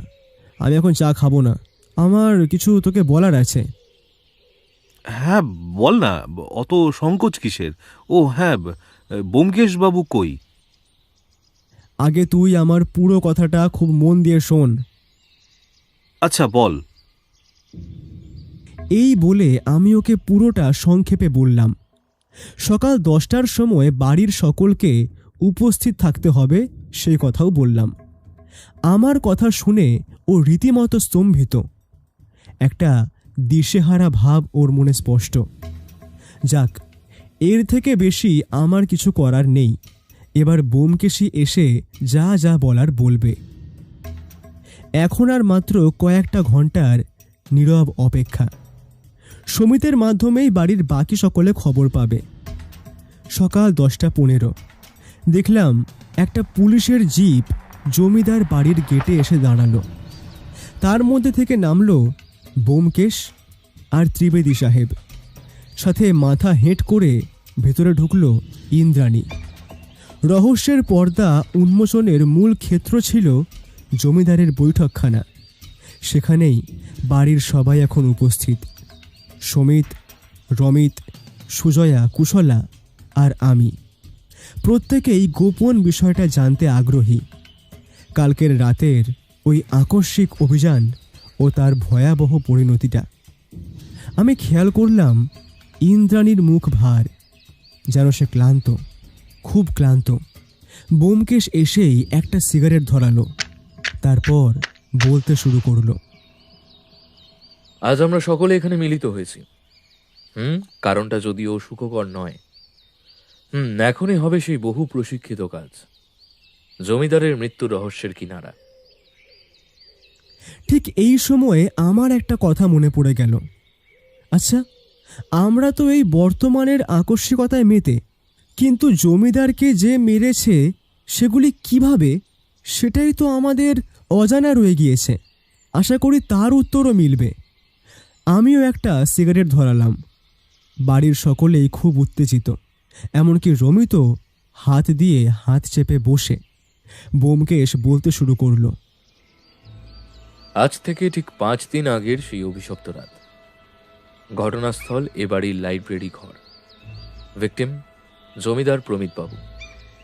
এবার প্রশ্ন, কিভাবে গুলি করে মারা হলো তাকে, আর কে মারল? সকলে এটা জানতেই আগ্রহী, কিন্তু আমি নিজে এটা সঠিক উত্তর জানলেও যদি তা আমি বলে দিই তাহলে আপনাদের ভাবধারা অন্যদিকে চলে যাবে, আর আপনারা এক নির্দোষকেই দোষীর সন্দেহের ঘৃণার চোখে দেখবেন। তাই আগে গোটা ঘটনাটা সম্পর্কে একটা ধারণা গড়ে তোলা ভীষণ দরকার। সমিত এবার বলে উঠল। ব্যোমকেশ বাবু, তাড়াতাড়ি বলুন, আমি আমার বাবার খুনিকে ছাড়ব না। সবুর করো সমিত, সব বলবো। তার আগে ফিরে যাই বছর 20 আগের কথায়। জমিদার তখন যুবক, ব্যবসায় পূর্ণ মনোযোগ। আপ্রাণ চেষ্টা করেছেন আরো কিভাবে ব্যবসা বাড়ানো যায়, কিন্তু মুশকিল হলো প্রতিযোগী অনেক। তারা মুখ বাড়িয়ে থাকে ওনার ব্যবসার বিন্দুমাত্র ভুলের সুযোগে ওনাকে পিছিয়ে ঠেলে এগিয়ে যাওয়ার জন্য। এমন সময় প্রমিতবাবুর পরিচয় হলো দুর্যোধন রায় বলে এক ব্যক্তির সঙ্গে। উনি ছিলেন এক গোপন চক্রের সাথে যুক্ত। সেই দলের কাজ ছিল বাংলায় নানান অংশ জমিদার ও ব্যবসায়ীদের থেকে অর্থ সংগ্রহ করে গোপনে দেশি অস্ত্র তৈরি করা ও বেআইনিভাবে সেগুলোকে বিদেশে চড়া দামে বেচা। বিনিময়ে তারা ব্যবসায়ীদের যাবতীয় সমস্যার সমাধান করত, যে কোনো ব্যবসায়িক প্রতিদ্বন্দ্বীকে পদ থেকে সরানো কিংবা নারী ঘটিত নানান বিষয়। জমিদার প্রমিতবাবু জড়িয়ে পড়েন এই চক্রের সাথে। যাই হোক, এবার আসি আসল সমস্যাটার কথায়। দুর্যোধন রায় মারা গেছে প্রায় 3 বছর আগে, কিন্তু বন্ধ হয়নি তার এই কারবার। এখন এই কারবারের মূল হোতা তার ছেলে শোভন রায়। এখন জমিদারের বয়স হয়েছে, ব্যবসা ক্ষেত্রে থাকে ম্যানেজার রায়। বড় ছেলে ভালোভাবেই প্রতিষ্ঠিত, ছোট ছেলেও একটা ছোট ব্যবসা করছে। সুতরাং সেভাবে আর তার কেউ নেই। তাই শোভন মাসখানেক আগে তার বাড়িতে এলে জমিদার ওই দলের সঙ্গে সম্পর্ক ছিন্ন করার সিদ্ধান্ত জানান। শোভন যথারীতি খুব অসুখী হয়। সে জমিদারকে খুনের হুমকিও দিয়েছিল। সেই নিয়েই জমিদার চিন্তিত ছিলেন খুব সম্ভবত। আর এই কথা তিনি কাউকে বলতেও পারছিলেন না, কারণ তা জানাজানি হলে তার প্রতিমূর্তি কলঙ্কিত হবে। কিন্তু ব্যোমকেশ বাবু, আপনি এত কিছু জানলেন কিভাবে? এবার আসি সেই প্রসঙ্গেই। এই শোভন রায়কে আপনারা হয়তো দেখেছেন এ বাড়িতেই, কিন্তু কোনো ব্যবসায়িক কর্মী বা জমিদার মশাইয়ের পরিচিত ভেবে অতটা অমল দেননি। এবার একটা গুরুত্বপূর্ণ অংশ। প্রায় 2.5 বছর, হ্যাঁ ঠিক, এত লম্বা একটা সময় ধরে ইন্দ্রাণীর সঙ্গে শোভনের ভালোবাসার সম্পর্ক গড়ে ওঠে। ইন্দ্রাণী শোভনের প্রকৃত পরিচয় জানত, শোভনই জানায়। ইন্দ্রাণী প্রায় রাতে খুব গোপনে আর সন্তর্পণে তার প্রেমিকের সঙ্গে দেখা করতে দক্ষিণের গভীর জঙ্গলের তাদের গোপন ডেরায় যেত। না, এটাকে আপনারা অন্যভাবে নেবেন না। ওদের মধ্যে নিছক ভালোবাসা ছিল, কোনো শারীরিক সম্পর্ক নয়। কিন্তু ইন্দ্রাণী, এরপর কিছুটা তুমি বলো, আমি ধরিয়ে দেবো যদি কিছু বাদ যায়। আমি দেখলাম ইন্দ্রাণী মাথা হেঁট করে চুপ করে বসে, তারপর মৃদু স্বরে বলতে শুরু করলো।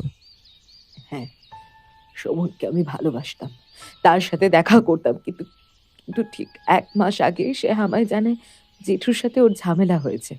সে চায় আমায় নিয়ে পালিয়ে বিয়ে করতে। আমি তাতে রাজি হইনি, কারণ আমি জেঠুর কাছে মানুষ হয়েছি।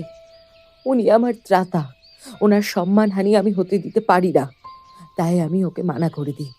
কিন্তু ও তারপরেও আমাকে দেখতে আসতো, বাড়ির পিছনে অপেক্ষা করতো।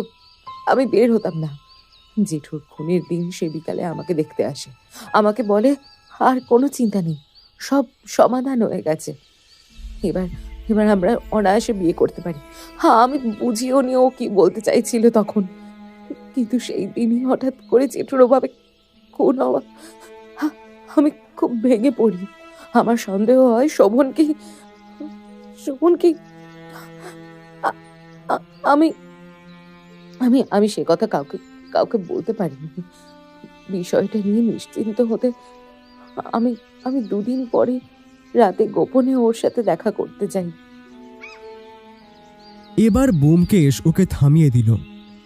তারপরে গম্ভীরভাবে বলল, এখান থেকেই মূল ঘটনায় আমার প্রবেশ। আমার রাতে ঘুম না আসায় আমি বারান্দায় দাঁড়িয়েছিলাম। আমি ইন্দ্রাণীকে দেখতে পাই যে সে কোথাও একটা যাচ্ছে। আমি ওকে অনুসরণ করলাম, আর সেখান থেকেই শোভনের ডেরার খোঁজ পাওয়া গেল। তারপর থেকে আমি গোপনে ওদের গতিবিধির উপর নজর রাখছিলাম। যদিও সেই ইন্দ্রাণীর কাছে স্বীকার করে যে সেই জমিদারের হত্যাকারী। ইন্দ্রাণী সেই রাতে কিছু বলতে পারেনি শোভনকে, সে ঘৃণায় আর লজ্জায় কাঠ হয়ে গেছিল। আমি জানতাম গত রাত্রেই ইন্দ্রাণী আবার শোভনের কাছে যাবার কথা। আমার মনে হয়েছিল ইন্দ্রাণী শোভনের সাথে সব সম্পর্ক ছিন্ন করবে, আর আমি এটাও জানতাম যে শোভনের পরিকল্পনা ভালো নয়। ইন্দ্রাণী ওখানে গেলে ইন্দ্রাণীকে খুন করবে সে। তার দলের লোকেদেরও একই কথা বলা হয়েছিল। আর এখান থেকেই আমার গত রাতের নৈশ অভিযানের প্লট নির্মাণ। শোভন ইন্দ্রাণীকে গুলি করার জন্য বন্দুক বার করার প্রয়াস করতেই পুলিশ ও আমি যৌথভাবে ওই দলের ওপর সরাসরি আক্রমণ করি। আর দুঃখের সাথে বলছি, শোভন ঘটনাস্থলেই মারা গেছে। ইন্দ্রাণী হাউ হাউ করে কাঁদছে। তার বৌদিরা তাকে সামলানোর চেষ্টা করছে সর্বত্রভাবে। সমিত এবার বলল, কাঁদিস না ইন্দ্রাণী, তুই দোষী নোস, তুই ফাঁদে পড়ে গেছিলি। তোকে আমরা ভুল বুঝছি না, শান্ত হ। কিন্তু ব্যোমকেশ বাবু, তাহলে বাবাকে খুন কিভাবে করলো ওই শোভন রায়? এইবার এই মোক্ষম প্রশ্ন। জানলা বন্ধ, দরজা ভেতর থেকে বন্ধ, অথচ গুলি চলেছে, আর খুনি ভেতরে নেই। আপাতভাবে অসম্ভব লাগে, কিন্তু একটু ভেবে দেখলে বোঝা যায় গুলি চালানোর একটা রাস্তা আমরা নজরে আনিনি। ঘরের ঘুলঘুলি, কিন্তু ওখানে খুনি উঠল কেমন করে, তাই তো? মই না, মই হলে দাগ থাকতো। আমি অনেক পর্যবেক্ষণ করে বুঝলাম খুনি ওই ঘুলঘুলির কাছে পৌঁছতে বট গাছের ওপরে চড়ে গেছে। হ্যাঁ, ভালো করে ভেবে দেখবেন, ওই গাছের একটা মোটা ডাল ওই লাইব্রেরি ঘরের ঘুলঘুলির কাছে থেমেছে। হ্যাঁ, শোভনের নিশানা চমৎকার। সে ওইখান থেকে একবারের চেষ্টাতেই জমিদার প্রমিত বাবুর মাথায় গুলি চালায়। কিন্তু এটা আর প্রমাণ করা এখন সম্ভব নয়। সমিতের চোখে এবার জল, রমিত উদাস। বাড়ির 2 বউয়ের আঁখিও অশ্রুস্নাত। ইন্দ্রাণী বিহবল দৃষ্টে চেয়ে আছে। এখন সব স্বচ্ছ, আর কোনো প্রশ্ন নেই। নিজের জীবন নিয়ে শঙ্কায় ছিলেন বলেই জমিদার সমিতের মাধ্যমে আমাদের ডেকে পাঠান, কিন্তু তার আগেই সব শেষ। কাঞ্চনপুরের এই রহস্য অত্যন্ত বেদনাদায়ক। যদিও জমিদার নিজেও ধোঁয়া তুলসী পাতা ছিলেন না, বাইরে থেকে উনি সজ্জন ও দানশীল, অথচ ভেতর ভেতর নিষ্ঠুর। আসলে এটাই জগতের বৃহত্তম বিস্ময়। মানুষের মনের গোপন কোণায় কোন হিংস্র পাশবিক বৃত্তি লুকিয়ে আছে তা আমরা জানি না, আর তাই এই পৃথিবীটাকে সুন্দর লাগে। তাই তো বারে বারে বলি, কার ভিতরে কি লুকোনো জানি না বলেই মন থামে। অচেনা চোখে ভাসে গল্প অজানা কথার নামে। সব যদি আগে জানা যেত, বিস্ময় হারাতো রং। প্রশ্নের ফাঁকে বাঁচে আসা নীরবতার ঢং। ভুল বোঝার মাঝেই জন্ম নেয় বিশ্বাসের আলো। না পাওয়ার বুকের ভেতরেই লুকিয়ে থাকে ভালো। এই অজানাই পৃথিবীকে রাখে এত আপন। রহস্যেই মোড়া মানুষ, সেখানেই প্রেমের ধন। হয়তো নিজের পাপের শাস্তি জমিদার আর শোভন দুজনেই পেল। যাক, এখানে আমাদের আর কাজ নেই, এবার ফিরবার পালা। আমরা রওনা দেওয়ার আগে হঠাৎ সমিত আমাদের ডাকল, হাতে দিল একটা ধাতব বাক্স। পরে বাড়ি ফিরে এসে ওটা খুলে দেখেছিলাম, তাতে আছে একটা অষ্টধাতুর মূর্তি। হ্যাঁ, আমাদের পরম প্রাপ্তি।